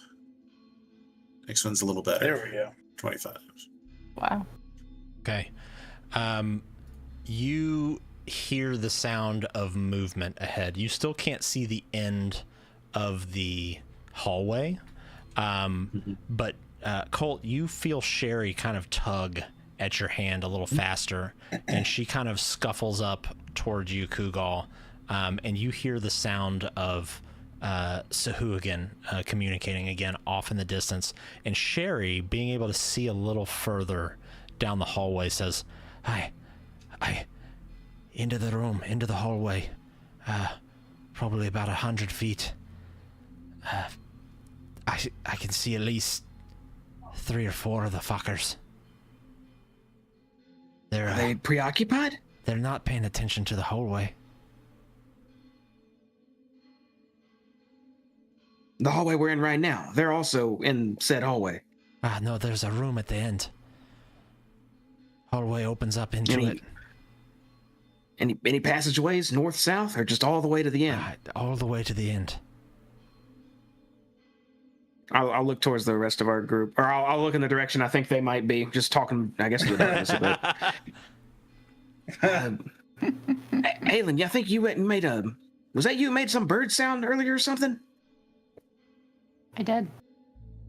We could bait them down here, jump them at the intersection. If we approach them now, we're kind of... it's kind of hallway versus hallway battle, head to head. I'd rather get an advantage if we can take it. There, who might hear us? Sherry said, what'd you say, Sherry? 3 or 4? From what I can see, I can't tell how big the room is. I think we could take that. I mean, how many of the fuckers did we kill at the front door? Yeah, that was 8. Sure. Just for the record, we fought 8 at once. Just friendly reminder. Well, it seems like I don't want to sit here and deliberate. We have the benefit of surprise at the moment. I could sneak down a little bit and see if we can get a closer eye. I can only do it within 30 feet also, so there's that. If Aelin and I follow... I guess the sound could carry. Oh. Yeah, Kugal, you could if you want to, but I don't know what your plan is after. If we follow you, there's a high chance we're gonna clickety-clank down the hallway. Just to get to get eyes to see how many are actually in there. All right. If we're gonna bait them, okay. I'd like to know what we're about to bait. Like all right, Kugal, get debating. Debating? You're a master at this. I'm trying to be stealthy here. Okay, so make a stealth check for me, just flat out, standard. All right, come on. Send me some good vibes here. I'll only get a +1 of this. Oh. Nice. 19. Right, you're feeling pretty sneaky. You're feeling pretty sneaky there, Mr. Kugal. You have paid close attention to these floors and the occasional kind of raised tile, and you've made a point to very cautiously step around or over them, and you've found a nice equilibrium, like holding your hand against the wall to help balance yourself, and walk very quietly as you edge quite closer to the room there. And from your current vantage point, you can see there's at least 5 Sahuagin in this room, and they seem to be, there's a few surrounding a table. They look to be kind of eating something, as well as one more that's kind of standing there looking, his back is to you, basically. It looks like he's communicating with additional Sahuagin who are not at that table. So seems like a chunk. I'm gonna use my awakened mind and communicate back to Red and Aelin and say, like, there's at least 5, maybe even more. Are y'all sure that we want to bring this down on us? I'll send a message to Kugal and say, can you see any other ways out of that room? Looks like another little offshoot hallway to the right, but we'll be passing in their direct view, it looks like. Hmm. I was hoping it was a closed room, no way in or out.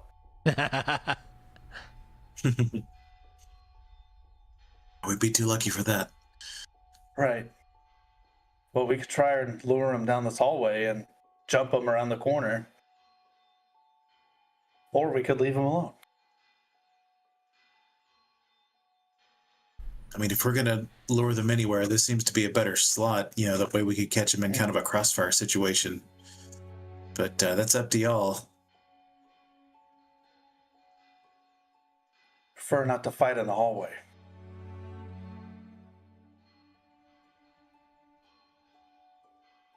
Sherry turns and says, I'll fight wherever you need me to fight.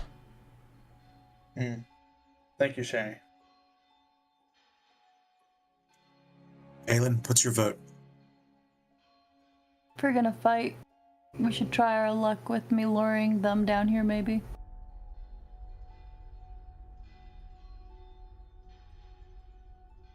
Any And dissent? hide around the corner. But we could tell him to go to the end of the laneway, not on the property.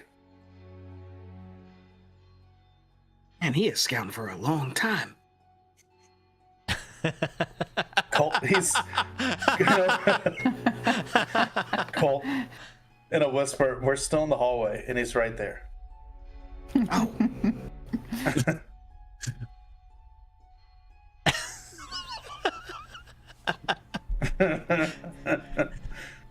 I agree with Aelin. If we're gonna have to duke it out, I think we should do so in a more advantageous section for us. Yeah. If we get them to come down the hallway and somebody shank them from behind, or see if we can split them up a little bit. Yeah, we could try and cut him off. Like once What do they you make think? it past the first doorway, we hop out, and then somebody hops out of the doorway on the front of them, and we just bam them from both sides. Yeah, we could have people like back here, like come run up behind them, and so when they come in here, we're getting them from every angle. Ah, like a You pincer don't want it to be attack. the reverse of that? Yeah, it's exactly like a pincer. Yeah, it'd be like a gang attack.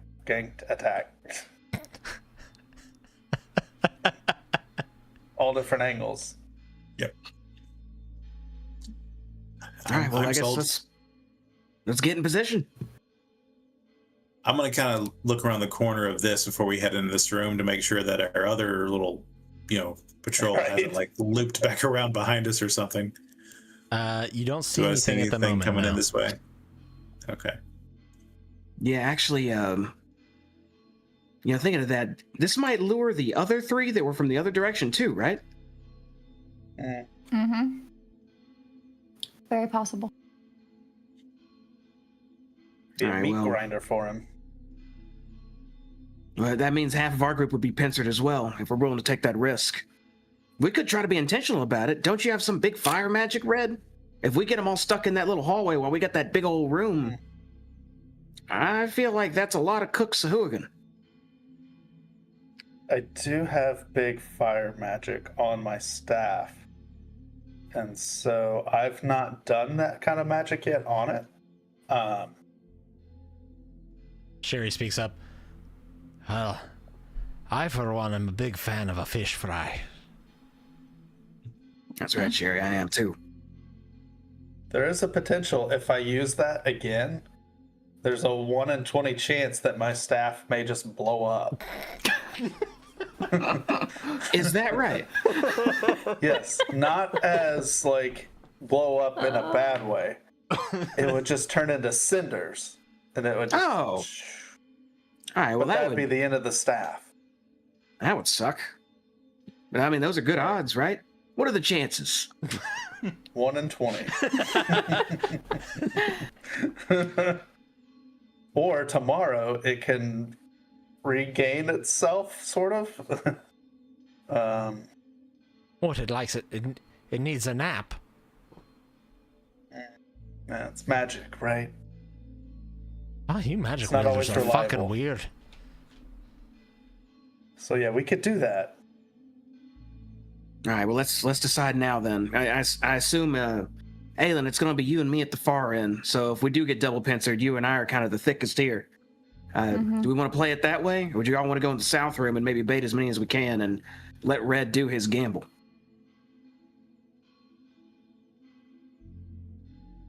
I guess that's more of a Red question than anything.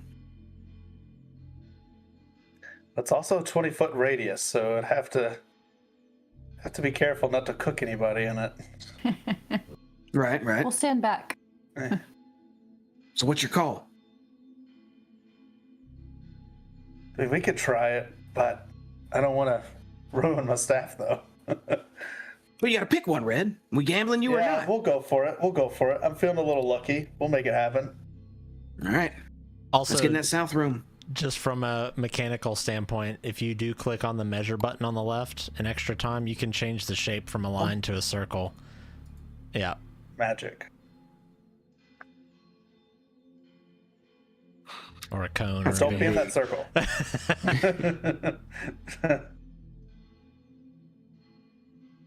Cool. So Sherry kind of speaks up again. All right, so what are we doing? Where do me and Colt need to go? My little blind boy, I've got to lead him. Come on, Barry, we're heading in the south room, and Aelin's going to do bird calls till they all show up. Oh gosh. All right, we go to the south, and we wait for them to get to this little intersection, we jump them. Yeah, Red steps out and shouts some stuff, and everything lights on fire, and then we punch what's on fire. All right, that sounds as good as plan as any. I'm ready. And she lets go of your hand and pulls out. You hear her unsheath the great sword on her back. I can't hold your hand and fight at the same time, though. So you're gonna have to figure something out. Maybe turn your light on. No. Yeah, I'm. That's what I'm gonna do. Can I? Is there a way to open that lantern to where it's kind of a radius view, or should I take the orb out? You would need to take the orb out. Okay, I'll take 1 minute and uninstall the orb. Okay. You do so. And I guess I'll just toss it over my left shoulder or right shoulder while I'm along the wall, and it just floats there. If I walk 60 feet away from it, it will try to follow me. Okay. I love this part where we're gonna blow up everything in the stealth mission. They can't see us if they don't exist. That's right.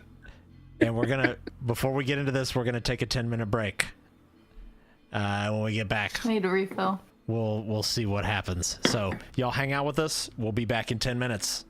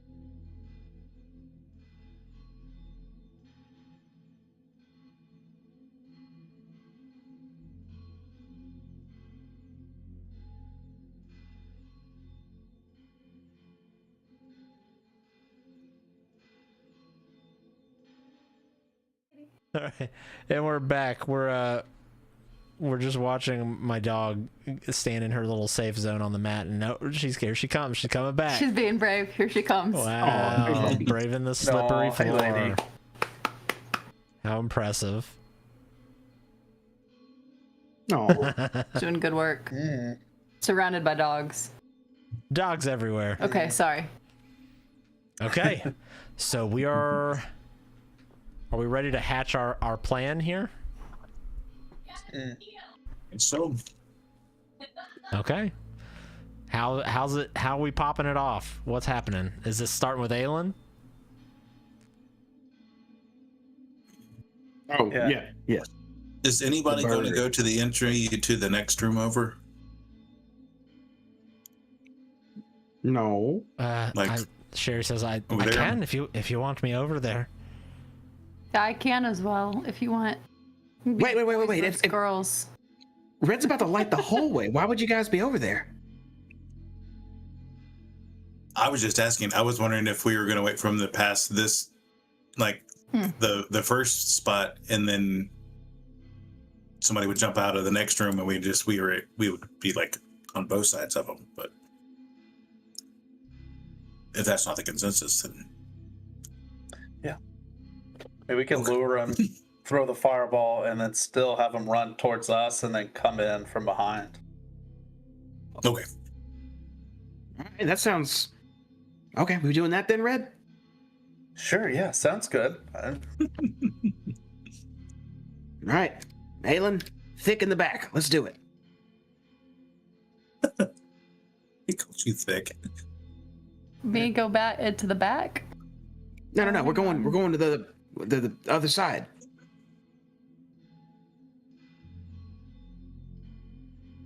Like over here? I'm so confused. No. I point towards the hallway. There's a hallway, a room down that way to the right, right? Or to the left. Over, Yeah, over to the somewhere west. there. Yeah. Oh, okay. This way. We're going down here. I was like, I don't understand. Colt, you can't see a whole lot in the hallway, but there's enough light kind of coming out of that room where you can kind of spot the door and follow Aelin's shadow over there. After the big boom, I guess we go running out. Okay, sounds good. Red, where do you want me? Should I stand right behind you? Should I be further in the room? Yeah, maybe we should back up after I do my thing. Maybe back around this corner. All right. That way they'll come in, and then we can attack them, and they'll come in running behind them, and attack them, hopefully. All right, I'll be ready. All Is that right. good with you, Kugo? I'll do my thing, and we'll back up. And I got stepped on my keyboard, and I'm not on Roll20 anymore. Hang on a second. Okay, I'm almost back. All right, we're good.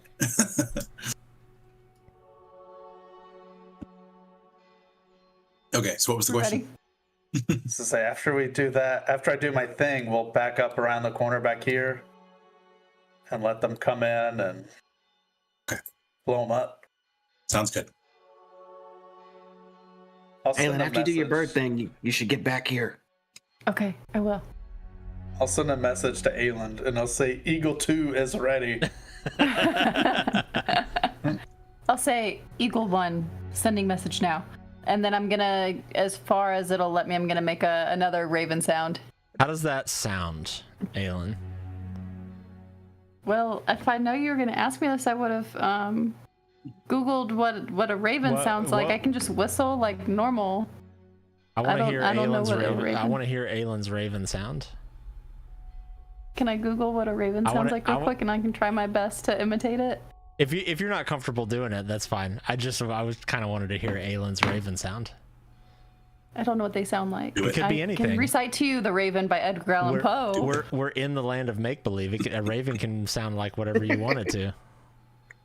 Choo, choo, Yeah. choo. How does it? What is the sound you want to make? Like, Arrested Development. Is chicken it a little sounds. caw? Okay. All right. That works. And so you push that sound as far out as you can, yeah?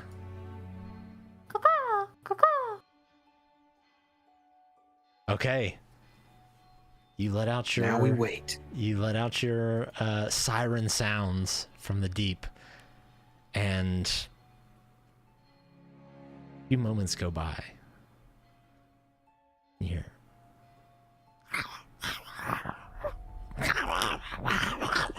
followed by footsteps kind of slapping on the damp tile down the hallway.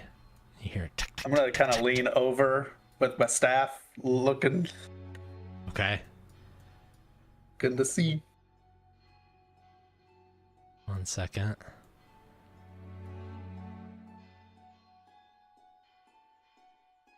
Go. And you hear the sound of footsteps running down the hallway. All right, right there, right there. We're going. Okay. Fireball. Let's go. Oh shit! All right, everybody, let's go ahead and roll initiative.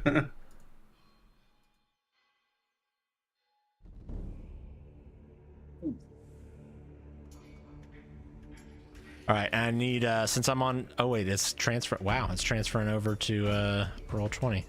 So Kugal rolls a 3, Aelin with a 21. For some reason, Colts didn't go over. Colt, what was yours? 15. 15. And Red, what was yours? Looks like a 3. I don't know why I did it twice. Okay, 3. Okay. So you let loose this fireball. Where are you aiming it at? I was going for... I had that tile in my head. It's like, yeah, this one was like right there. Okay. That's where I wanted it. Kind of centered. And what's the radius on fireball? Can you link it in the chat? It's 20 feet. Okay. Yeah, I can. Yeah. Oh, no, I see it in the chat already. 20-foot sphere. Oh, yeah, 20-foot sphere. Yeah. Okay. Let me move this over here. This will make it easier for me.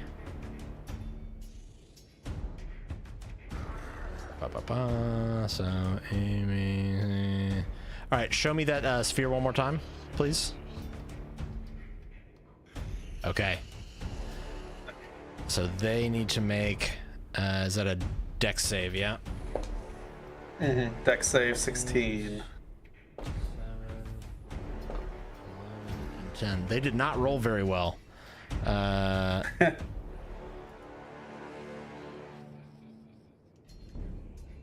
8.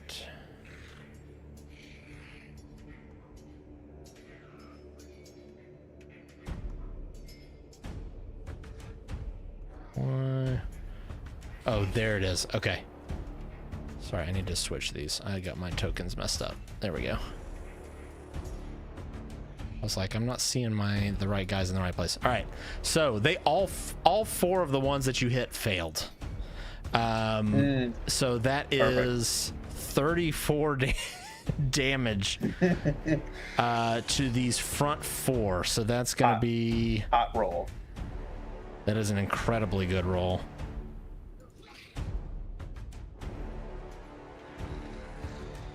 I'm doing math on my end.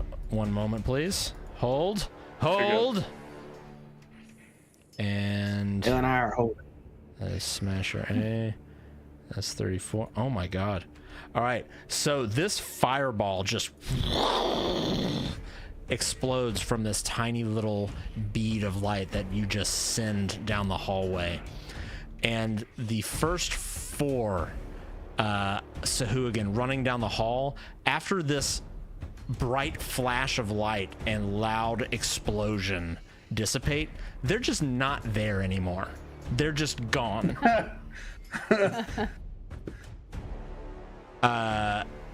So wow. that is essentially kind of the surprise round on these creatures. I'll give you an opportunity if you want to move back in the hallway, you can. Yeah, I need to move, and then I need to roll my staff survival. Okay. Oh So no. it's just trying to get it over here to just roll a 20. What is it? Roll /20 or something like that? Yeah, /R. Oh no, it's on the thing. Yeah, or yeah, there's a button There it for it is. too. Yeah. Okay. 17. Not You- a 1. you safe? Yeah, safe. And Okay. then, all right, Colt. Kugol, let's go.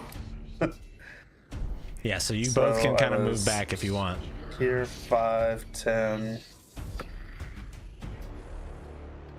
All right, How Sherry. far? Say half distance or?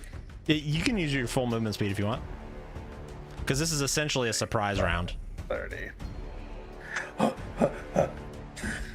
right, and Sherry will kind of get in front of you and almost take a defensive stance.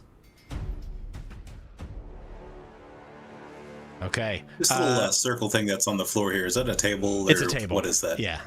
Okay.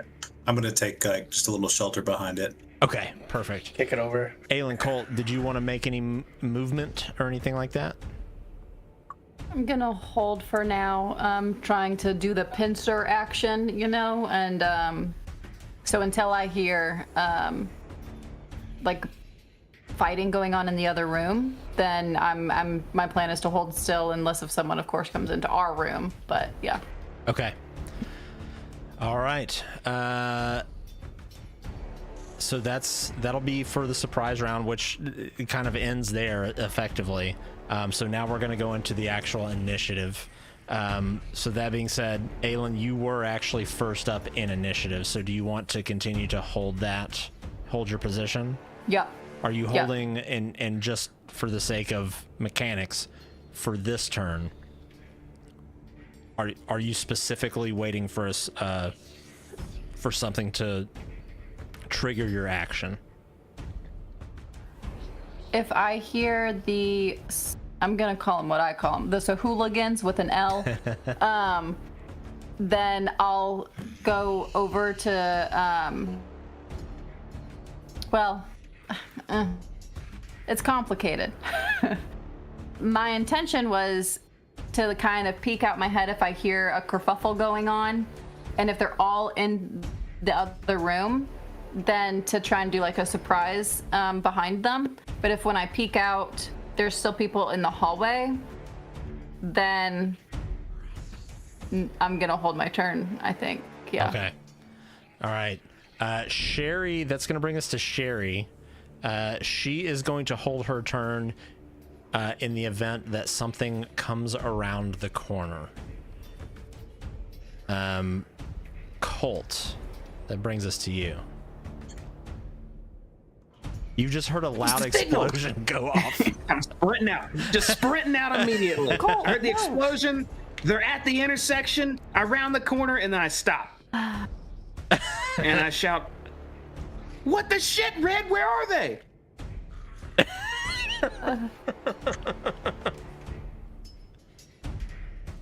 You don't hear anything That's back? in the hallway. Okay. And I'll take the dodge action. I can yell. I can yell if I'm allowed to. I'd say you could make a quick response if you wanted to. There's cinders! I yell at him. I just lay my what? forehead on the table and just. Oh. Colt, get back in here. Wait, there's. Now back around the corner. I see something. Is it my turn? here. Okay. Okay. You hear the sound of footsteps moving up. Let me look and see. I think all of our Sahu again are right next to each other in initiative. They are.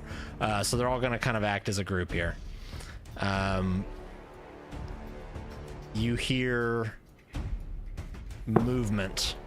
Because again, there's a lot of smoke in the hallway right now. So even peering around, it's just a smoke-filled hallway. So really, 10, 15, 20, all you can hear is, the only sensory you have is kind of sound. And that is going to be all they can move. They can't really see anything at the moment.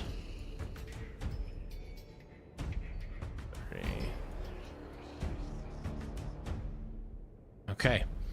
And that is going to end their turn, which brings us to Kugal. I am going to hold an Eldritch Blast if I happen to see one of the guys come around that past that doorway. Okay. So looking up, like up there. Yeah, like if I see somebody past that Okay. the doorway that goes into this Into the larger hallway. great room here. Into the hallway. Mhm. Okay. Cool. All right. Either if they turn the corner, head in my direction, or if they pass by it, I want to see if I can kind of snipe them through the. Okay. through the Red. door.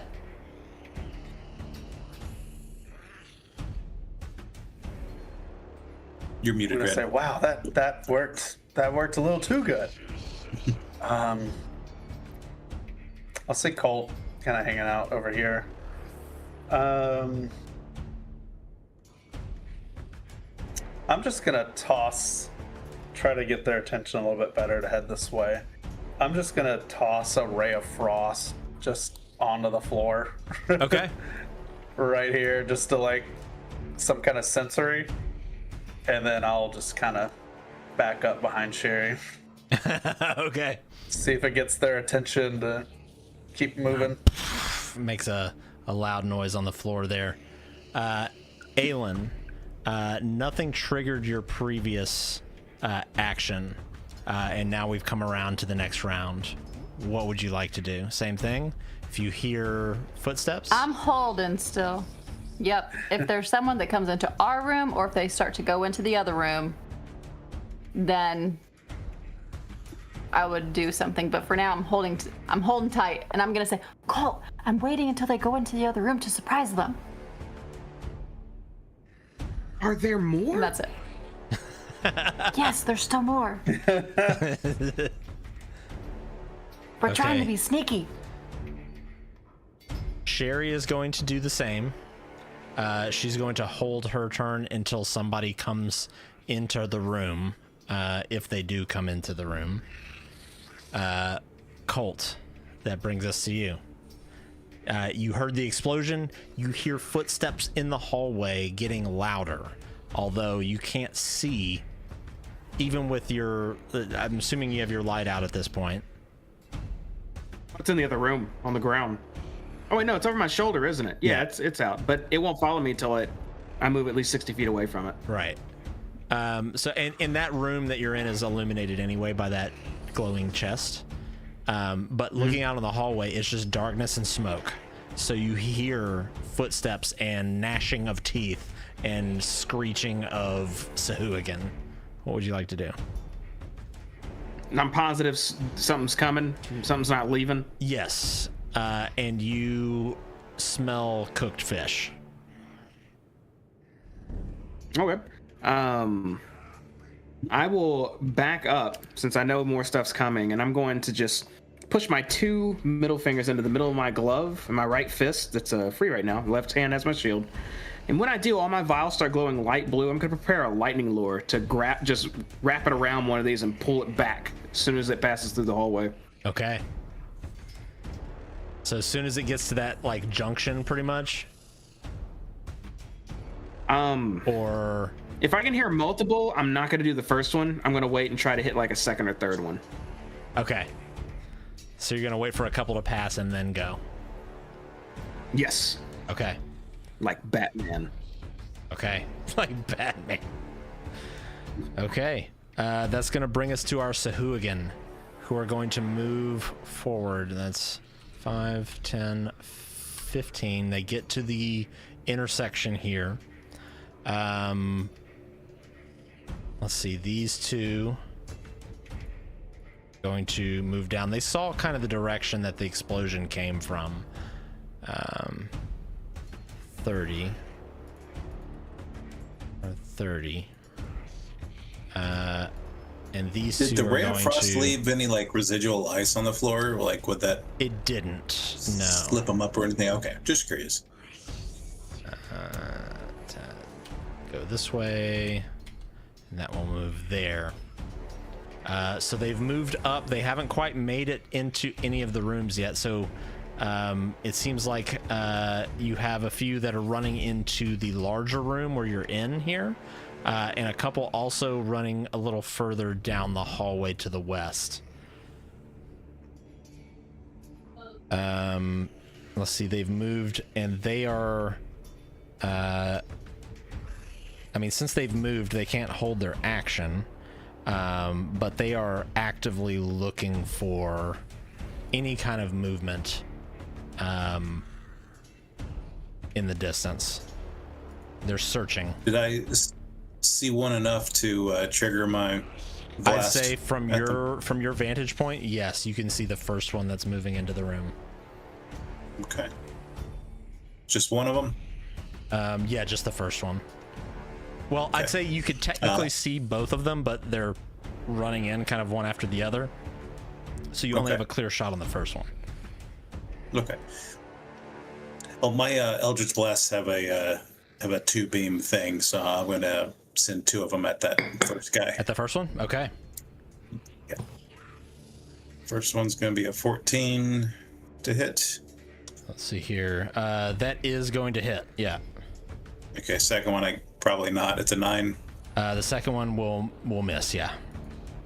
Okay. So first one is going to get a 13 force damage. Okay. The first one, 13 force damage. Damn. Just knocks off like a huge piece of this thing's shoulder, essentially. As this thing cries out in pain. Sweet. The second one goes a little wide as it kind of dodges up against the wall.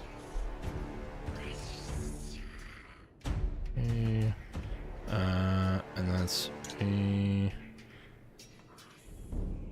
maybe. Okay, I'm making sure I have all my guys correct here. Anything else you want to do with your turn? Oh, that was just my held turn from the last go. Oh, correct. Yeah, that was your held turn. Yep. So that ends their turn. So that actually does bring us to your turn. Oh, cool. Yeah. So that hits the first guy. I'm gonna step just another step over. Okay.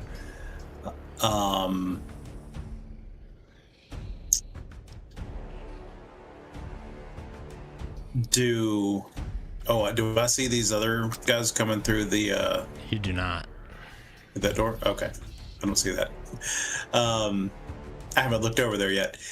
Then I will I'll just roll with another double blast and see if I can hit the 2 guys who've come around that doorway there. Just step over. Okay. And make another strike at them. Like 1 per guy. So first one. Non-nat, yeah, non-nat 20. Okay, that'll hit. Well, that's weird. That's a damage check. That didn't roll a hit. Rolling 1d20 plus 6. Sometimes you have to click 1 for the roll and then 1 for the damage. Okay, yeah, sorry, I got confused there. So the other one was a 10. So the first one, I'd hit the first guy, the one who I struck the first time. Okay. And he'll just get a 5 damage. 5 damage. This thing is absolutely mortal, but still standing. Got it. And then I will step back a little bit. Okay. Red.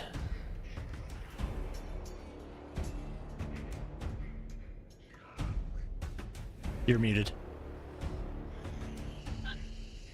So I'm going to step forward a little bit, and I'm going to see these 2 guys that are hanging out over here. And I know they're within a 15-foot cone, so I'm going to put my hands together, and we're going to cook some more fish with the burning hands. It's a fish fry. It is a fish fry, and I clicked the button, and I deleted. Hold on. Internet. Yeah, we'll do that. Ciao. Okay. Let's Good old see. 6. Oh, but dang. All right. So DC 16. Yeah. So this one You see that's a 15-foot cone, so that's just these front two here. Yeah. Okay.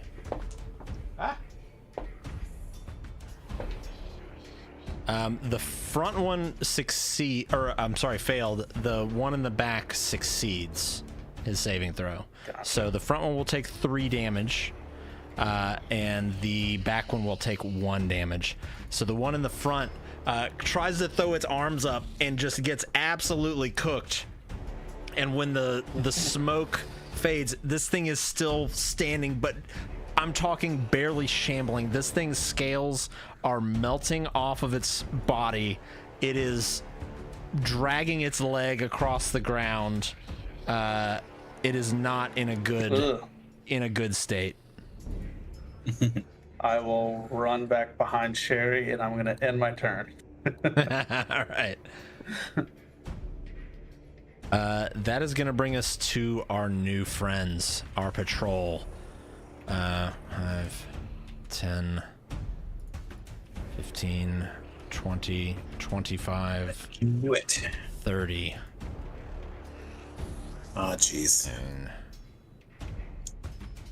20, 30.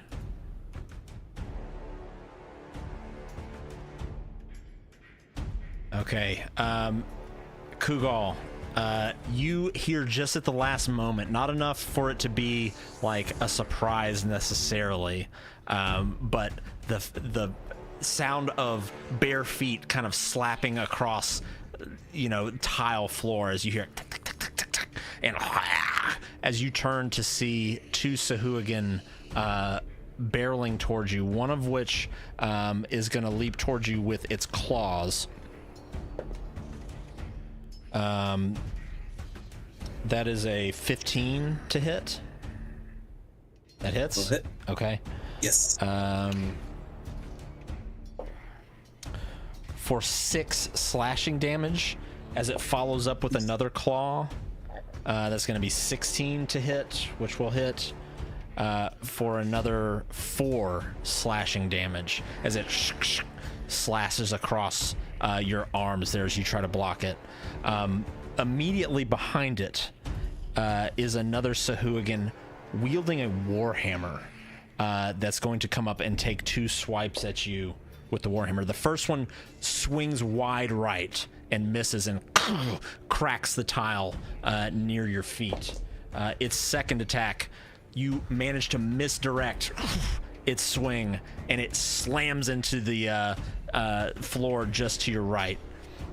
The other Sahuagin that's run into the room here is wearing some more kind of flowing garb. It's not armored up by any means. It's almost wearing a shawl in a sense, and it's looking over towards you, Red, and it's going to attempt to cast Hold Person on you. Which is a lucky, let's see, wisdom save. Let's see, sorcerer's charisma though. So it's going to be a wisdom save, and it is a DC 12 wisdom save. All right, wisdom save.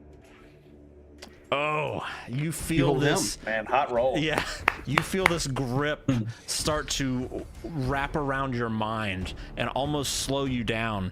And in an instant, you kind of look over to the left and you make quick eye contact with this thing, and your sheer focus, your desire to have this fish fry is enough to completely ward off this mental attack. And that actually ends its turn. And that actually ends their turn, which brings us to the top of the round, which is Aelin. I hear commotion going on. You hear a lot of commotion. I feel like that's gotta be their end, right? Mm-hmm. So this is like 10, so 15, and I see that there are still people in the hall. Yep. To my surprise. Do they make eye contact with me, or are they like, oh, let me turn this way because there's a commotion going on in here? These two are still... I'm trying to see, are they going to be surprised? These two are still heading directly toward you. Naturally, okay. Well, I'm gonna just pop out real quick. And I will cast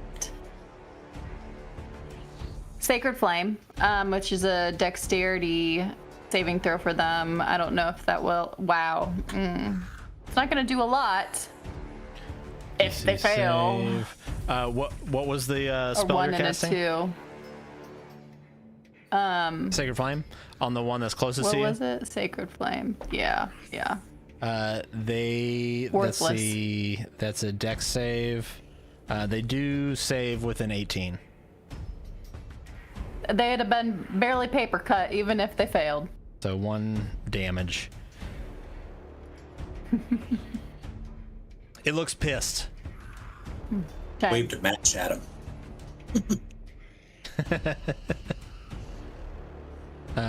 Anything else?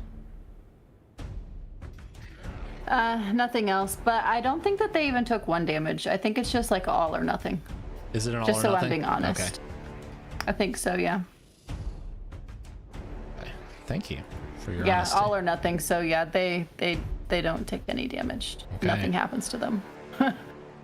It's almost like they glisten with a little bit of like humidity and moisture on them, and it just kind of like almost wicks the radiant fire off of their skin as this thing is still bounding toward you. Perfect. Can't wait. Let's see. Sherry is still going to continue to hold.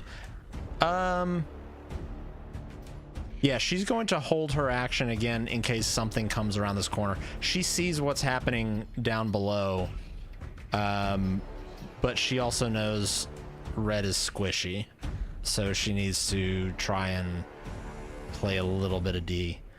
So she's going to wait until anything comes around the corner. Colt. It looks like Aylin's out there too. That's the signal. I run out, lightning lure in hand. Now around the corner, and I see a whole bunch of dudes in the hallway. I'm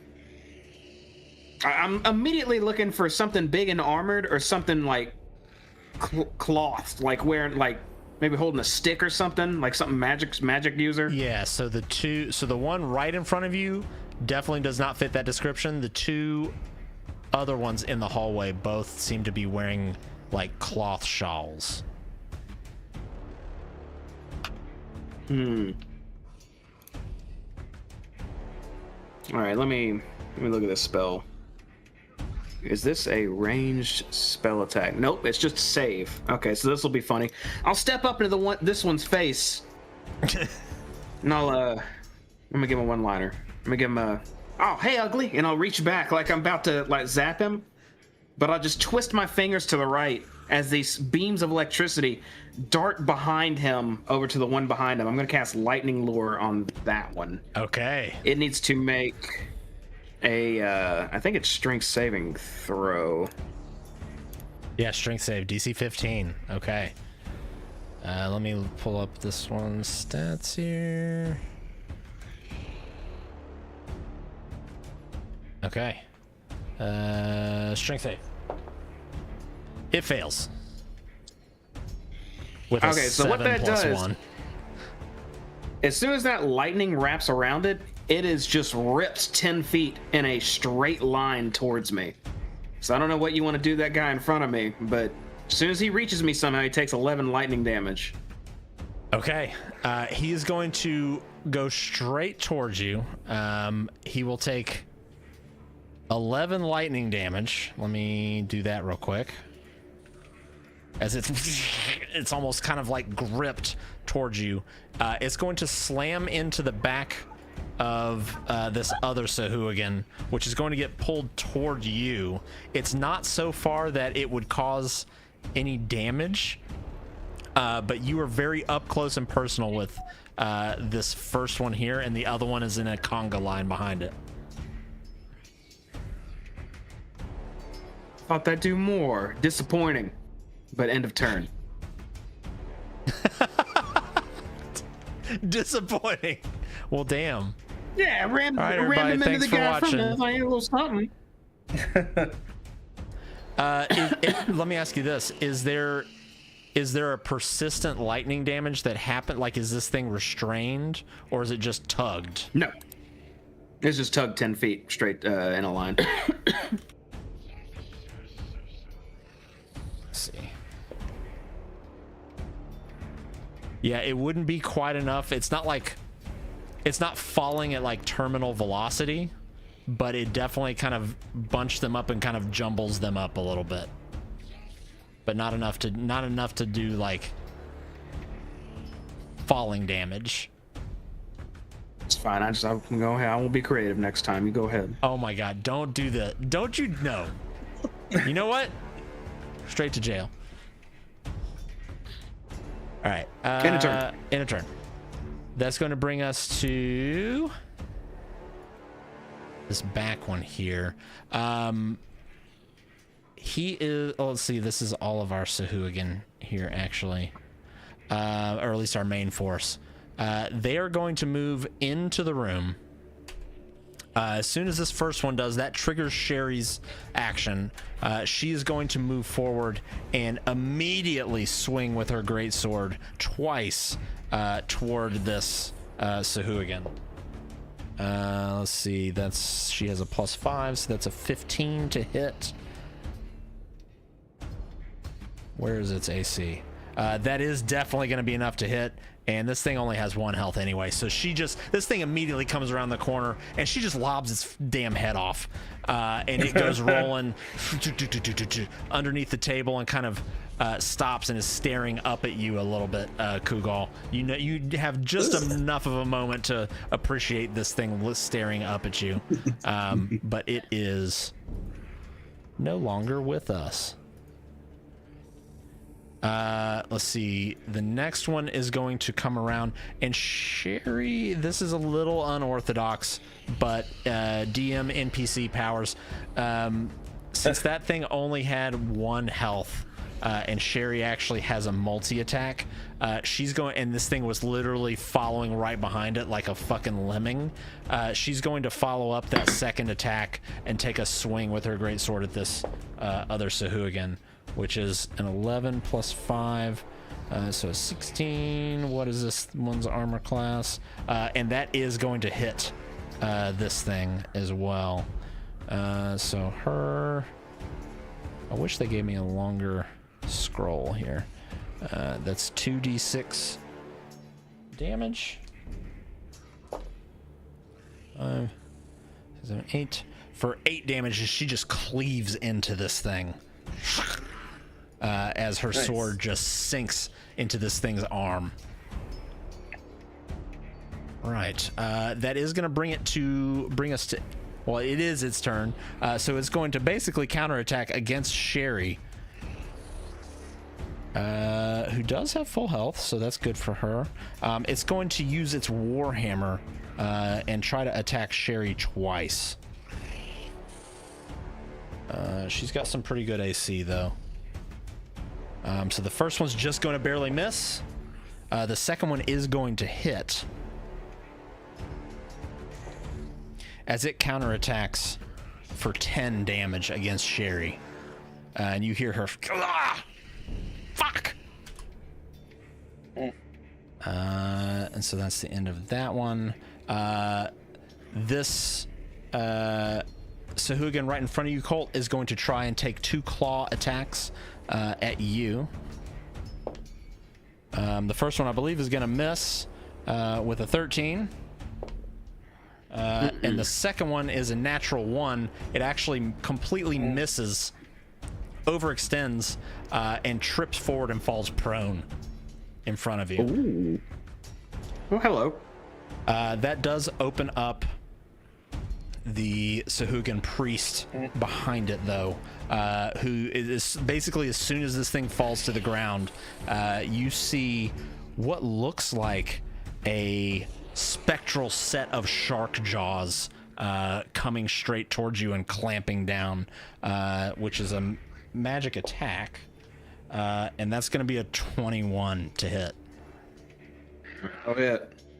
Okay.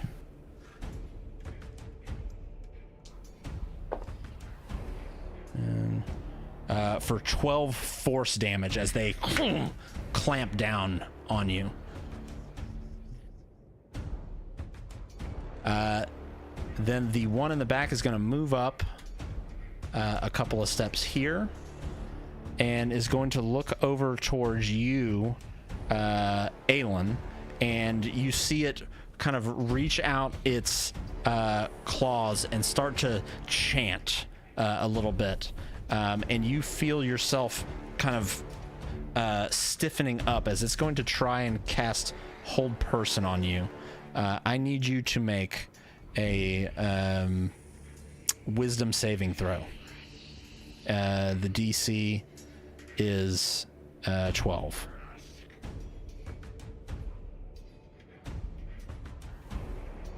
Okay, you managed to fight off this paralysis and hold your ground. And that ends that one's turn, that ends that one's turn. And that brings us to Kugal. Was I skipped? Did I go? Was that just a long round? It's been a long round. Yes, you did go. Oh, okay. I'm juggling a lot of NPCs here. I'm trying to move it as quick as possible. I promise. There's a lot of numbers. So I have got two guys harrying right in front.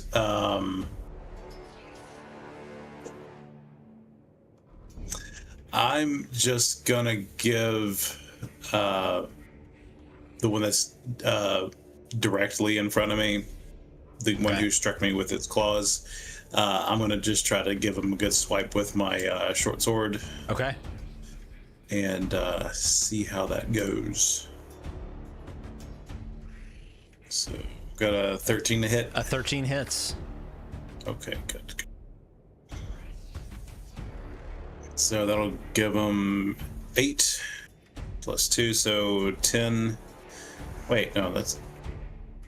What did that do? 2d4 or 2d6? That was really strange. Let's see. Yeah, it rolled. Did, it did 1d. It looks like it did some sneak attack damage as well. Mastery, Vex, short sword effects, sneak attack.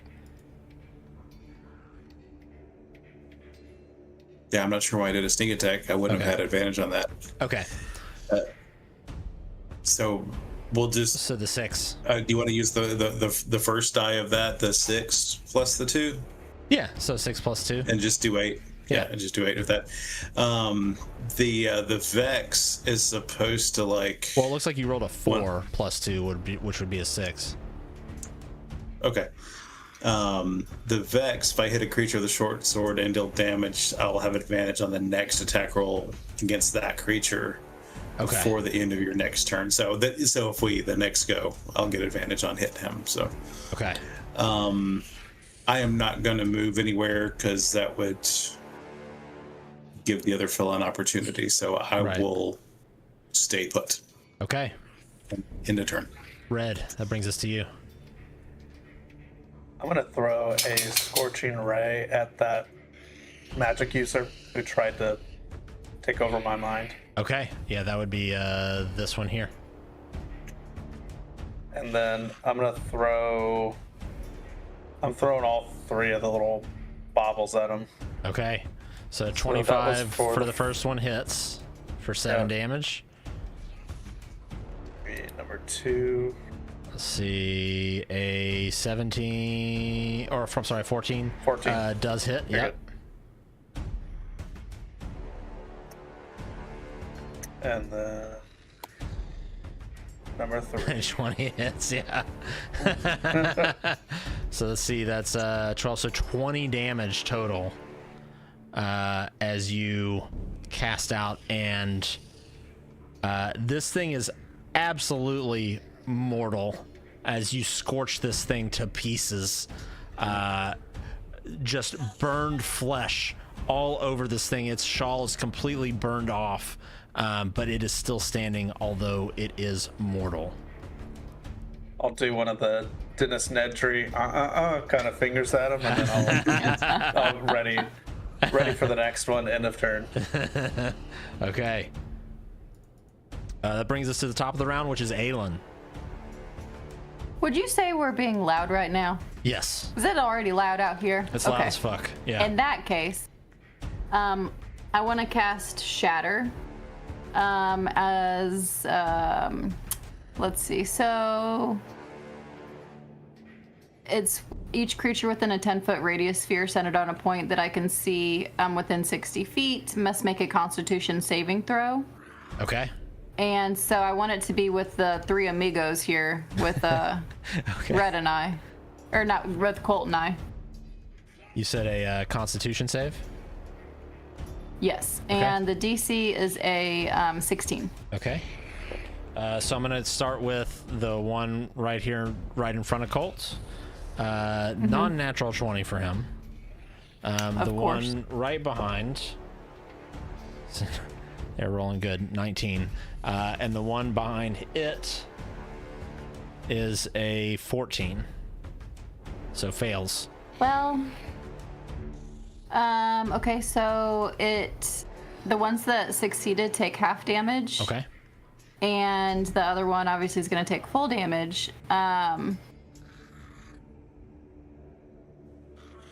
I'm going to use my Wrath of the Storm, Channel Divinity, and the guy that failed is going to take 24 damage, and the guy that succeeded is going to take 12. Okay. Because it takes max damage. 24 for the one that... All right, so starting, let's start with this front one here. This is the one that succeeded. How much damage is he taking? I rolled the dice. I didn't mean to. I thought it was going to show the little thing in there, but the one in the front, you said he succeeded. He takes 12. Okay, so he will take 12.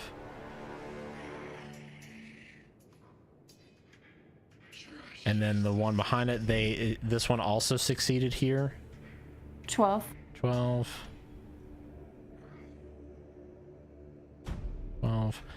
And it is definitely wounded at this point. And then the one in the back that succeeded, or that failed rather, takes 24. You said 24. Yep. Yeah. Absolutely hurting. And you said that was a shatter that you did.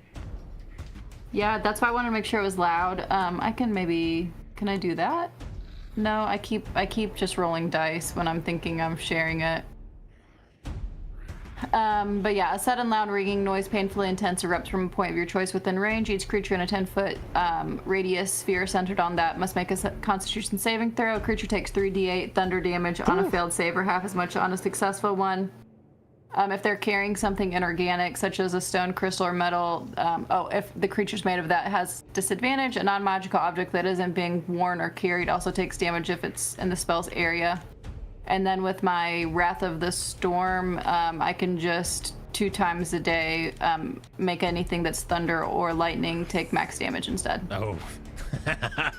So these things all immediately stop and just like cover their ear holes, essentially, and start screaming out in agony as they're still standing, but they are very much wounded at this point. Nice.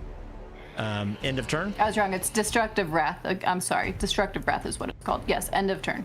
All right, that's going to bring us to Sherry, who's going to take her a couple of swings at the Sahuagin in front of her. That's an 18 plus 5 to hit, so that's the first one's going to hit for sure. The second one is a natural 1. All right, so we're going to start with the first one, where she absolutely lays into this thing.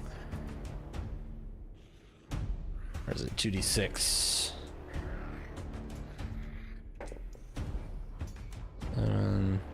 For 10 damage as she just cleaves into this thing's arm again, and it shrieks out in pain.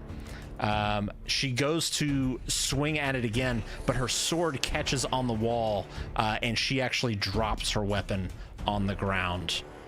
Very uncharacteristic for Sherry, but these are very unusual circumstances. That's going to end her turn, which is going to bring us to you, Colt. You hear what sounds like Sherry, just a litany of curse words coming from the hallway to the south. I'm gonna take that as familiarity because she has cursed a lot in past scraps when she's been hanging out with me. And I'm gonna kind of just grin at this one on the ground, and it's still prone in front of me, right? It is. I'm gonna give him a nice little punch to the back of the Sahuagin head. Okay, make a attack with advantage. Just kidding. Right, that's a nat 20. Whoa. Oh, I got that 20? Hey, get punched hard. So that's maximum damage. You can roll for attack again. If you hit, you deal double max damage. Okay. Yeah, that definitely hits. So what's the maximum damage on that times 2? Times 2 would be total damage 24. Thunder. Nice. You and this with a punch? Yeah, it's just Thunder Gauntlet punch. Okay, the way your form, you're in pitch blackness more or less, with some light kind of intermingling with the smoke and just chaos around you. You somehow find the perfect form, and you come down at a perfect, like perpendicular 90-degree angle on the back of this thing's head, and just you hear bone crunching, brain splattering, until your gauntlet, you don't feel the back of a head, you feel the floor as you crush this thing's skull underneath your gauntlet. As soon as I feel that floor, I'll put my hand up and shake, go, oh, nasty, and just clench it again, step forward over the corpse, and just lay into the next one. Okay. That attack roll. Oh. This one, it saw what happened in front of it there, and the way it dodges is not fancy. It does not look pretty. It just goes kind of flat up against the wall, almost in terror, but it is successful as your punch goes right by its head. As soon as I miss and I see it dodge, I kind of prepare another one. I mean, I know I can't attack again. I'll say, come on, guy, let's just make this easy. And I'm ready in another punch. End of turn. Okay. That does bring us to our Sahuagin friends here. Let me see what it wants to do. You are not at full health.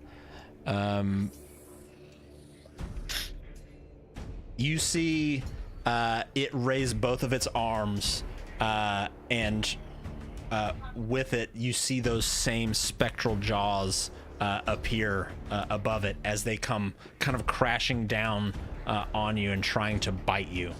Colt. Is that a melee spell attack? It is... It is melee or ranged. Oh, okay. And that is going to be a 19 to hit. That will hit. Okay. Is there a butt there? That sounded... There was hesitation. There used to be, but I think I've lost my butt somewhere. Because I don't have it anymore. Yeah, I'm taking it. Okay. Where did I get rid of that? So that's going to be 12 force damage as this thing clashes down on top of you. And just as you recover from that, look up, you see another set of jaws coming down for you from that same priest. But this one you're able to kind of shirk off and kind of dissipate the energy before it's able to fully coalesce around you. However, the other one behind it, let's see, it sees you. It saw what... These things are intelligent. So it sees what Aelin did as well. What did it do here? It is actually going to try and attack you, Aelin, with that same kind of spectral jaw attack. I'm ready. Do you have full health? You do not. Sure don't. So it does get advantage. Oh. And that's going to be a 22 to hit for the first one. You got me. for 12 force damage, and it follows up again. 17. It's a 21 to hit for the second attack. 10. For 9 force damage as another one kind of clamps down around you. You almost feel like your armor is crushing you from the force of this. Coughing up blood here. That's going to bring us to this coral. Is going to let's see. Sherry just dropped her weapon, so it's going to try to capitalize on that and swing at her twice with his warhammer. Sherry, I believe, Sherry does not have full health, so it's going to get advantage. That's an 18 to hit, which is going to hit. So 5 plus 3, so 8 damage she takes from the first hit as she's trying to scramble for her sword. It's going to follow up with another swing from its warhammer that is also going to hit for 11 damage as this thing just crushes down on Sherry's back, and you hear her. "Ah!"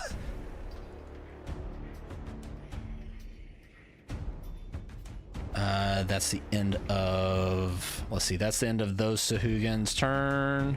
So that brings us to Kugal. Again. Oh boy. My movement is very limited at the moment. Actually, accidentally skipped the other Sahugin's turn, but we're gonna let that roll. Whoops. Let it fly. I'm just going to take another swipe at the one who's in front of me. How is he looking now?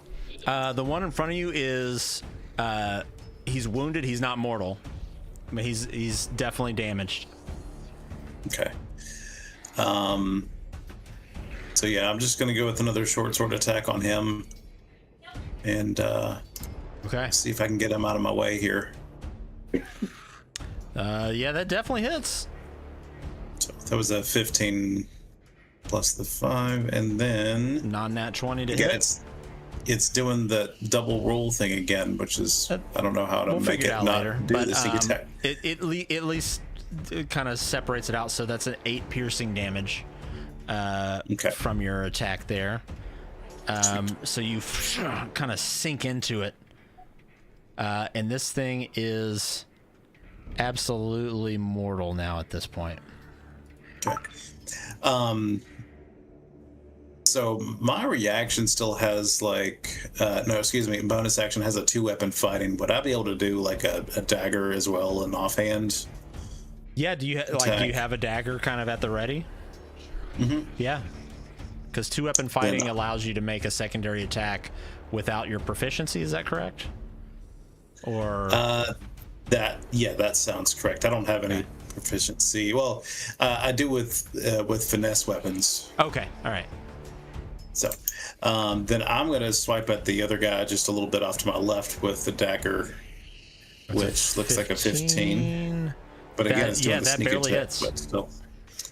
And so that's just going to be a little squeaker at him for a 4. Yeah, and you kind of cut across his forearm as he was going to try and like swing at you, and he kind of reels back a bit.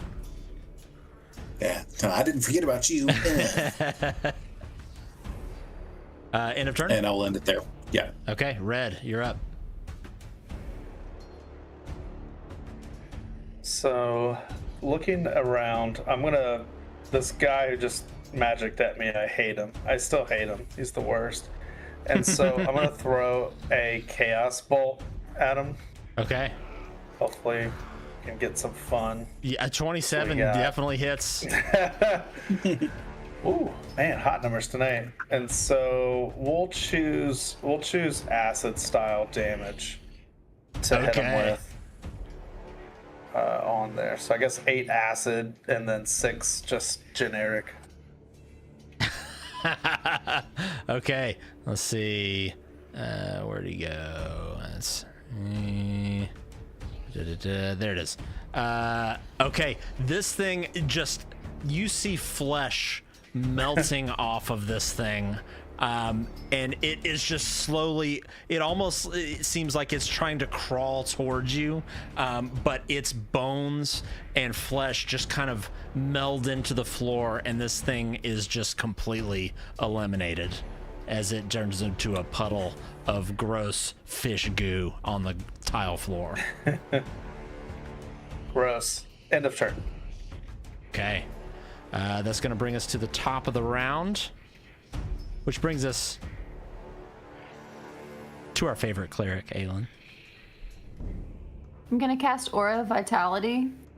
So I don't know if I should maybe do that. Ah, beautiful. I cure myself for 10. However, this is concentration up to 1 minute, and aura radiates from you in a 30-foot emanation for the duration. When you create the aura and at the start of each of your turns, while it persists, you can restore 2d6 hit points to one creature in it. And what's the Naturally. Range on it? 30 feet? Let me scroll back down to it. Hold. 30 feet. And then I no longer look like I'm dying.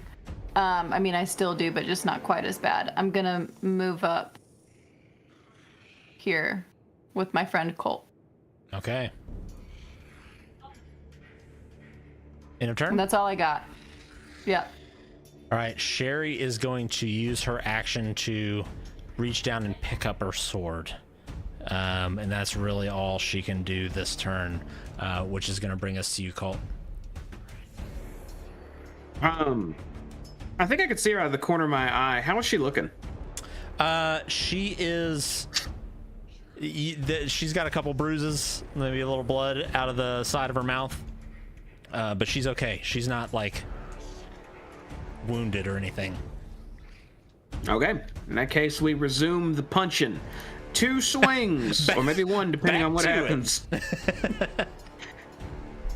I take a right hook. Let's see. I think I misses. Where did my priest go? The hell is it? There it is. That's a 10. It dodges out of the way of your punch. It has learned to fear your fists. Well, that's why we double back with the backhand. That's right. It always hits. And that one does. It thinks it dodged, but it was wrong. If I click it, I get damage. Oh, little 6, little respectable 6 backhand thunder damage. Kidney punch. It's like, and it kind of throws up a little bit of bile, staggers back a bit, but still standing, very mortal. If it attacks anything other than me until my next turn, it has disadvantage, and I will use my bonus action to reach behind my shield and flick that tiny switch one more time and get a barrier around me. So I use my artificer, what's it called? Defensive field. Okay. All right, that is the end of my turn. Bring us to the Sahuagin here, who are going to, let's see, this priest is going to try and fight back.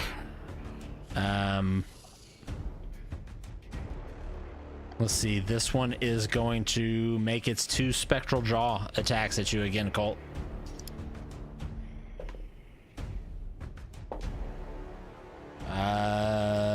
Since you do not have full health, I got advantage, and that's a 19 plus 4, so 23 to hit. Yeah. What is he?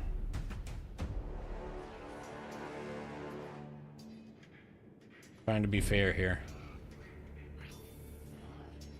I'm trying to look at my dice and see what the fuck is the diff. Okay, there we go. All right. So that is a for 11 force damage as it crashes down on you again. and will try to follow up again, but misses with a 6 with the second attack. The one behind it kind of sees the mortal danger it is in, and it is going to cast Healing Word on the one right in front of you, Colt. And it is going to heal it for 2d4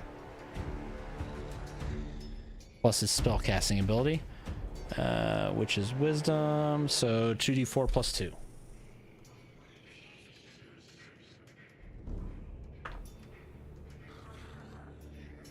So it heals it for 6.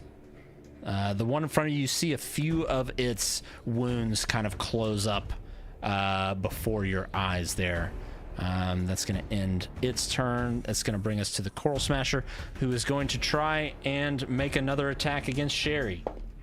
But it's going to miss with an 8. That is nowhere near hitting it. She picks up her sword and kind of parries off its Warhammer attack. It's going to follow up again with its second attack, which is going to hit. 8.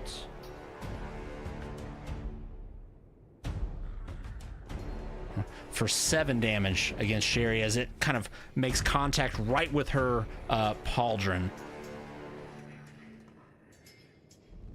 And she is looking a little wounded at this point. That's going to bring us to the Sahuagin right in front of you, Kugal, who is going to take 2 swings at you with his claws.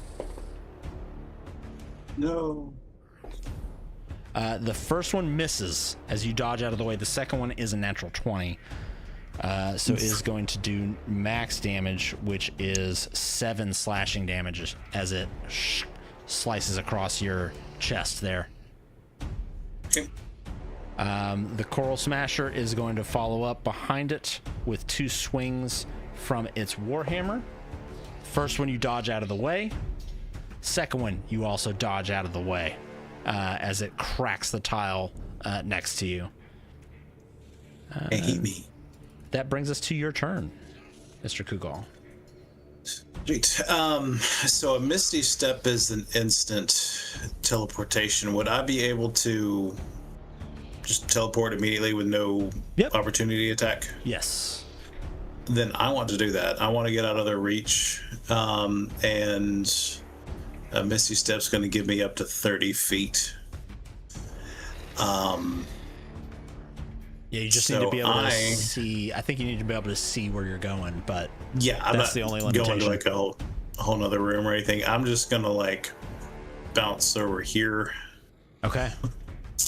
And mark that as used. And so that is my bonus action. For my regular action, I will do an Eldritch Blast. Okay. Which one are you aiming for? I'm gonna hit the bigger fella. You said the Coral Smasher. Is that what you called him? I'm gonna go at him with that. Okay. So just an 11 to hit. Let's see. That misses as he dodges out of the way. Okay.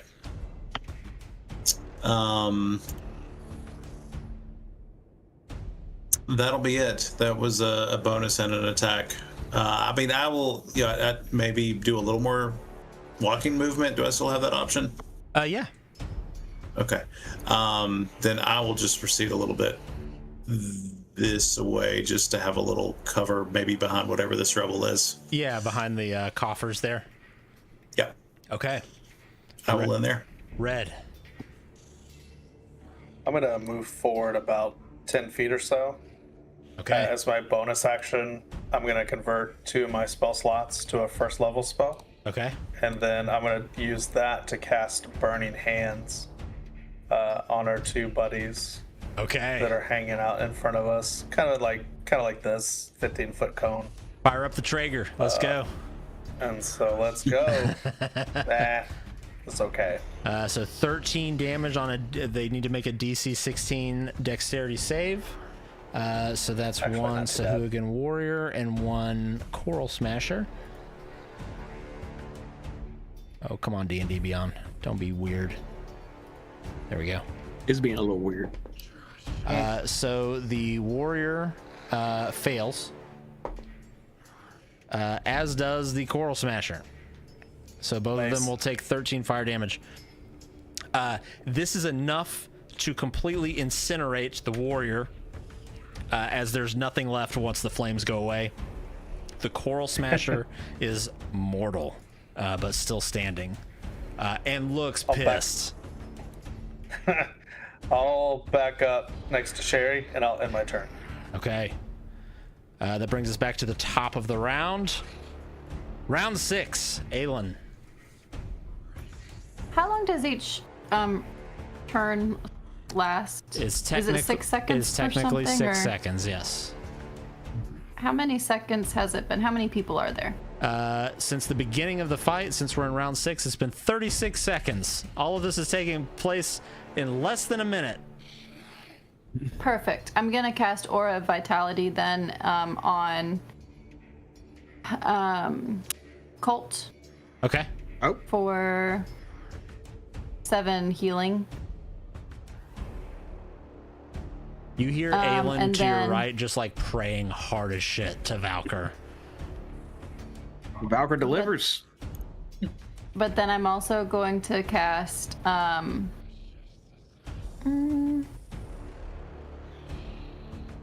if I do something that's, well, no, I'm just gonna do Word of Radiance to the guy that's in front of Colt / Catty Corner to me, and it needs to do a con save.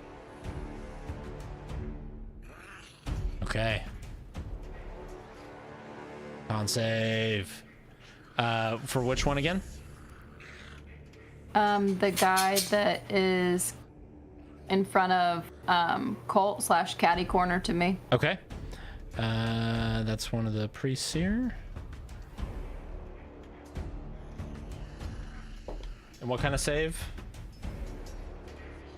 Constitution. They rolled it was a 13. Perfect. It will take 8 radiant damage. It kind of burns. It is very mortal, but still standing. Okay. End of turn?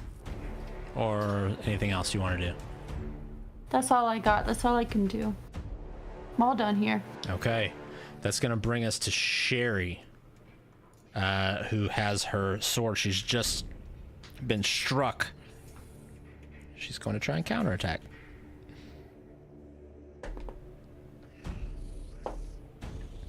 Her first attack is deflected by the Coral Smasher with its Warhammer. However, she pulls back and follows up with a sword thrust with her great sword that does hit with a 23 to hit, which is going to be 2d6 plus 3 for 10 damage against this Coral Smasher, and runs this thing through and pulls her sword back out. This thing is staggeringly weak, but is still somehow standing. Somehow, by some fish god's will, this thing is still standing, but that's all it's got. Colt. We'll look at this priest-like Sahuagin in front of me, and then I'm gonna glance towards Sherry again. Does it look like this thing's like about to be dealt with and fall over? Both Sherry and this Sahuagin look extremely weak. Let me rephrase that. Both of them look battered. Sherry looks like Captain America saying, "I can do this all day." The Sahuagin looks like it's about to just fucking crumple. Okay. In that case, we're gonna make sure we finish the job. I'll take one of the vials out of my left gauntlet. I'll shake it a bit till it turns light purple, and I'll just toss it to my side. I don't care where it lands. It'll shatter against a wall, and little arcane missiles will appear in the air and just beeline at that I think called it a coral crusher or whatever that's standing. You throw it to your right, you said?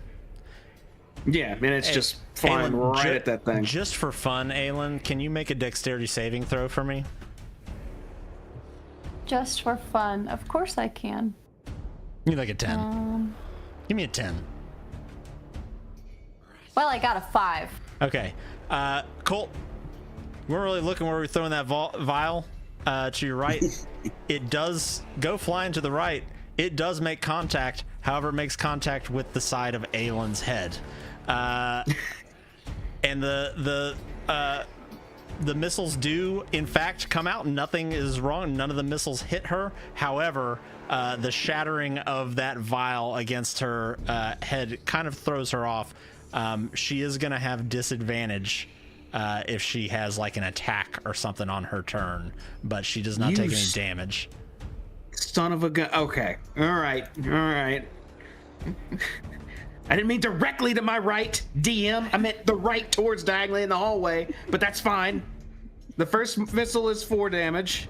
You meant catty corner. I did. I meant catty corner. The second one is going to be... Where'd it go? I lost it now. I'm razzled. Wait, did the first one go off? It was 4 damage. Second one's 4 damage. The third one I'm going to do right in front of me, because I don't think I'll need a third one hitting that guy. It is going to be 4 damage. Okay. Okay. 4. So 12 damage total to the coral smasher. No. 8 to the coral, 4 to the one in front of me.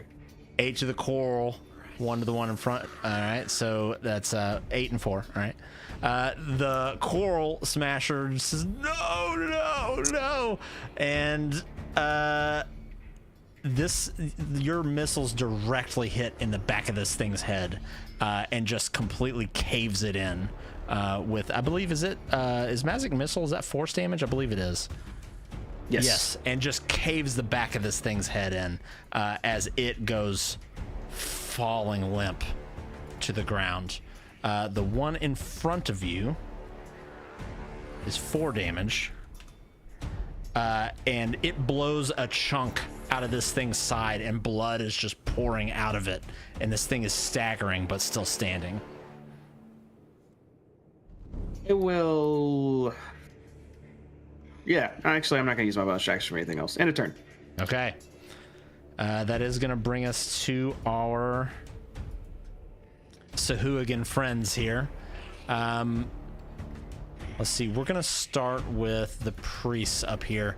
The one right in front of you is just... It has no regard for any life. It doesn't care about itself. It just sees red, bloodlust. It wants to murder you. It does not care about its own well-being, and is going to attempt to attack you with its spectral jaws again. Twice. It will have advantage since you are not at full health. So, let's see, 14 plus 4 is 18 for the first roll. 19 plus 4 is a 23. So the first one will hit. You mean the second one? My AC is 20. So advantage. My first roll. Oh, yeah. Yeah. I thought you meant, okay. But doesn't roll very well. So 3 plus 2, so 5 force damage on the first attack. As this thing definitely feels weakened, but it is kind of in its death throes. Let's see what it does here with its second attack.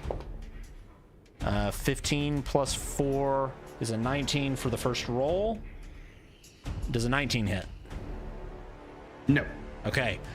You manage to just dodge out of the way of this second set of spectral jaws that crash on the ground.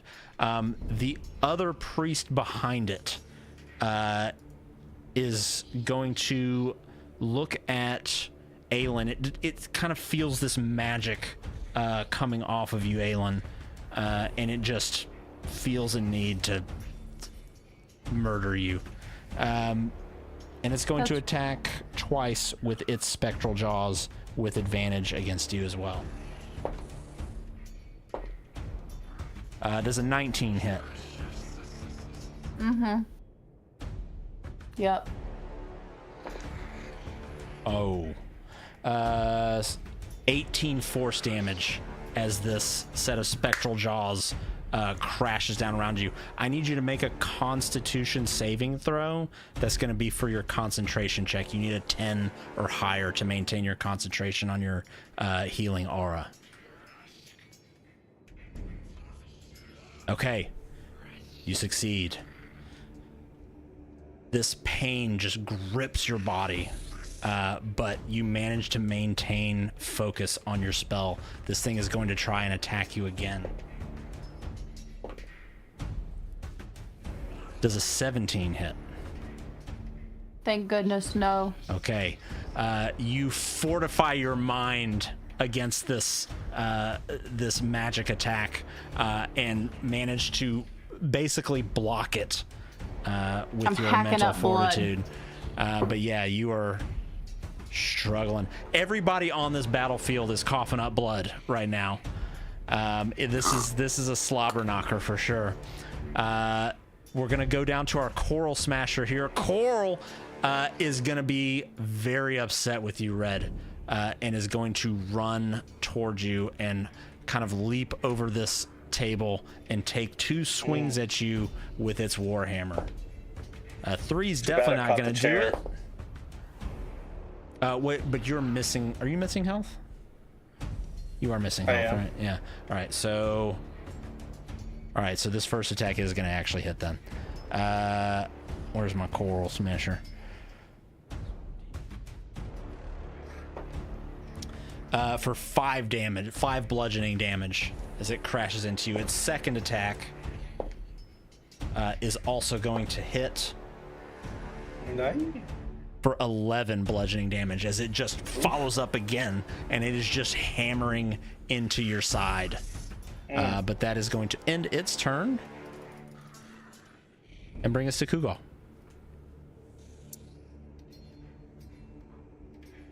I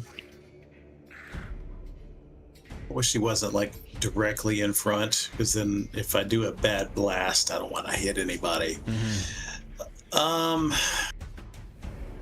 I'm gonna go with something a little more surefire. I'm gonna step out and spread my arms wide, throw my head back, and unleash an infestation. Oh no! Of locusts. I'm gonna hork up a lungful at them. So they've got to make a Constitution save of 14. All right, con save against the Coral Smasher. He rolled a nat 1. Hey. So he would get at least the 12. Yeah, he'll take 12 and has to roll a d4 and moves in a random direction. I guess I'll roll that. So that would be I gave him a 3, and so he's got to move 5 feet in the easterly direction. Just because he's freaking out because of the locust coming for him. How many feet did you say he moves? 5 feet. Oh. All right, Sherry is going to get an attack of opportunity on him, which is going to hit. And that is 6. 8 plus 3 is 11. Okay, so between your locusts infesting this thing and it running away, Sherry follows up immediately behind and skewers this thing in the back of the neck with her greatsword. And its momentum actually is what carries it off of her blade, and it just falls face down on the ground. And there are just a few remnant locusts kind of flickering their wings on top of its body as it falls dead to the ground. Very impressive, Sherry. I stepped out, so I've used a little bit of distance, but I will proceed forward just a little bit just to kind of see what's going on in our doorway there, and I will end there. Okay. Sherry looks over to you, Red, and says, we're not out of this yet. And that brings us to Red. All right. Well, we cleared it here. What's going on in the hallway? Oh, I see we got some friends in here. Let's see. Looking in that hallway, both of those Sahuagin are mortal. Very much on death's doorstep. Time to take out the trash. And so we're gonna bonus action 2 sorcery points into a spell slot, which will be Burning Hands, into our friends in a 15-foot cone. Okay. On there. Kind of angled like this, so it doesn't. yeah. No, we don't want to cook our friends here. That's very like One Punch Man coded. Like, all right, let's take out the trash. So let's see. Dex save, DC 16. The one right in front of you does fail. The one right in front of Colt does succeed, so we'll take half damage. So 10 damage to the one right in front of you, 5 damage to the one right in front of Colt, which is still enough to absolutely torch this fucking thing in Colt's face. And it just turns into a burning husk on the ground. That leaves one Sahuagin priest barely standing. Slide to the left and end of turn. Okay. Do a cha-cha slide. End of turn. Aelin. I imagine it's been longer than a minute. No, it has not. You still maintain your concentration. Amazing. For vitality just for context, a minute in combat is 10 rounds. From the very beginning to now, we are in round 7. Oh. Well, I aura vitality on myself because I'm about to die. So I cure myself for 8. Great. And then I will cast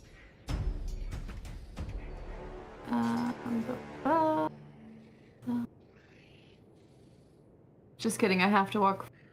Well, no, I'll do Sacred Flame on the guy that's in front of me. Okay. Dexterity saving throw 16, yeah. A 2 doesn't succeed. 12. 12 radiant damage. It definitely does not have 12 health. How do you want to do this? What do you want this to do? How do you want this to happen? I want it to be a fish fry, just like Red's. Okay. I mean, obviously not quite as amazing, but it's like a little backyard barbecue back here. Okay. Aelin, in an immense amount of pain that you are in, you reach out with your what remaining strength you have to Valkyr and reach out your hand, and it turns into kind of like you grip your hand almost in a claw into a fist. And starting from this thing's feet, you start to see flicks of yellow and golden fire erupt from around its feet and climb up its ankles, up its calves, up its thighs, its torso, until eventually this thing's entire body is engulfed in golden radiant flames, and you hear it yelling out until it just completely crumples into ash in front of you. And we are out of initiative. Oof. Aura vitality. This thing's still rolling. It's still rolling.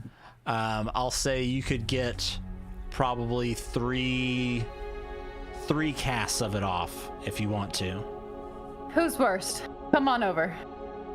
Everybody's hurt. Well, I would say, just looking at my at my screen, Red is not doing great. You know what? Actually, let me leave it to y'all. Red, you get 7. Thanks. I'll take it. Sherry, you get 5. I'm 5. Oh, that's nice. I'll take the random 2 of that roll. And then, as I'm looking around, everyone still looks super terrible. Sherry's looking quite a bit better. But I'm only gonna speak for Sherry. How are you guys doing? I need feedback here. Be all right. Right. You'll be all Not great, but okay. Well, I imagine we're gonna be down here for a bit, right? Are we gonna like sit over for an hour? Do we need like 10 minutes and I can do a prayer and get us, back to We fine? should set up back in that room that had the animal furs. Maybe hold up in there for a good 30 or an hour. Recover our wounds. Take a breather. Maybe we drag some of these bodies out of the hallway, so if there's another patrol, they don't immediately get suspicious. Yeah. Good call. We were dragging bodies. How many did you say we took? About 8? 10? Let's see. Well, some of them are in piles of ash now. Maybe that'll blend in with the dirt. We had 5. How many did y'all have? Let's see. So 3 in there the hallway, was 3 that came in from the southern hallway. You turned 4 into ash in the hallway, and then there was another, I believe, 5. Yeah, we had 5 in this room. So 8 total. 8.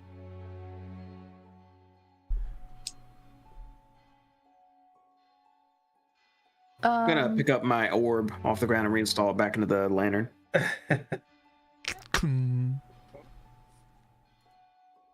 It makes a I'll very help start. satisfying little like sound when you do. I'm gonna start grabbing bodies and just dragging them towards the armory. Right. Same. Okay. Are we wanting to take a full hour short rest, or I can use one of my spell slots that I've been trying to save? It will be kind of expensive, but Save it. Sherry says no. Yeah, I'd say Save your take strength. the hour. take the hour. Okay. Yeah, let's do the short rest. Just imagine I'm dragging bodies too. Yeah. I'm being a helper. I'll say, it takes probably 5 minutes for you to drag the bodies out of the way. And you all make your way towards the hide room there. And Should we hide him? Sherry comes up to you, Colt, and says, hey, you find yourself getting into these kind of fights frequently? Yeah. Normally they go a little better than this. This one got a little rough, but we're alive. We're here and we're alive. Well, it's not every day you fight a bunch of fucking magical murder fish. That is true. They were summoning a lot of jaws on my face. But that's what the armor's for. And I'll just pat my chest twice. I had a tougher time with those fuckers than I anticipated. Need to reframe my thought processes here.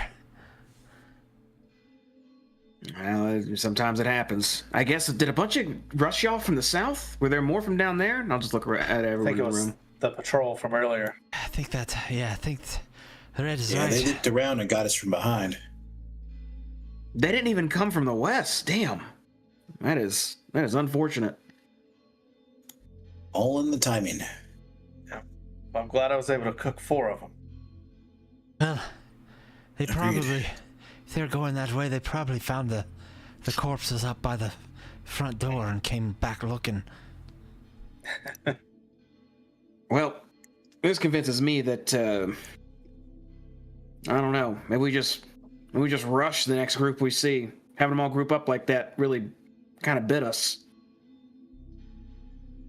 I agree.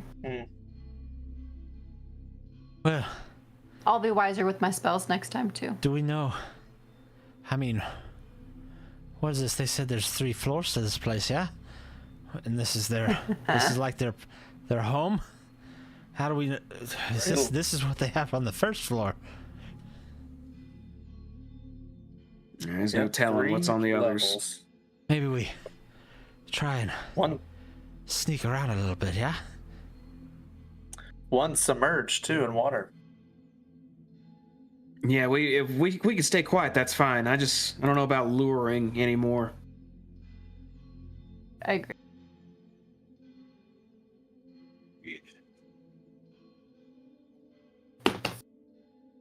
All right. And with that, that's what we're going to go ahead and call it tonight. Off stream, I said, hey guys, this might be a short session tonight. Mm-hmm. Yep. I was super wrong. I was super wrong. It happens when we start scrapping. Yeah, the combat is very much a time sink for sure. Y'all powered through it though. That was a tough fight.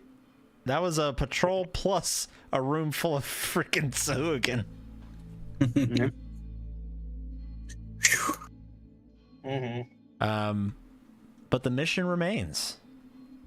Scout the place out. What do they have? Where is it? Is there a counter to it? So I am looking forward to our next session, where we dig a little deeper into the Sahuagin fortress here. So nice job, everybody. Yeah, right. Yeah. All right. Takes a lot out of it. Anything before we wrap it up? I know we went way over tonight, so I'm sorry about that.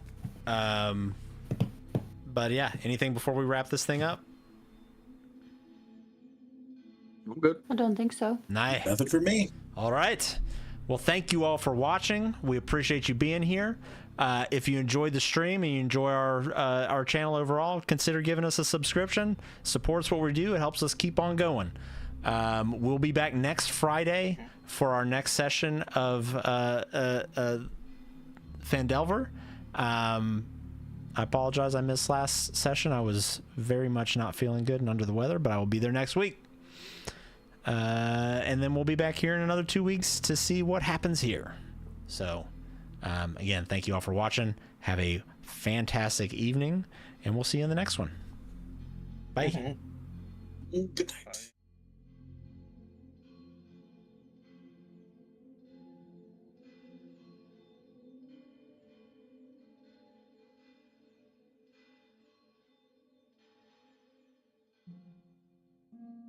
Mm.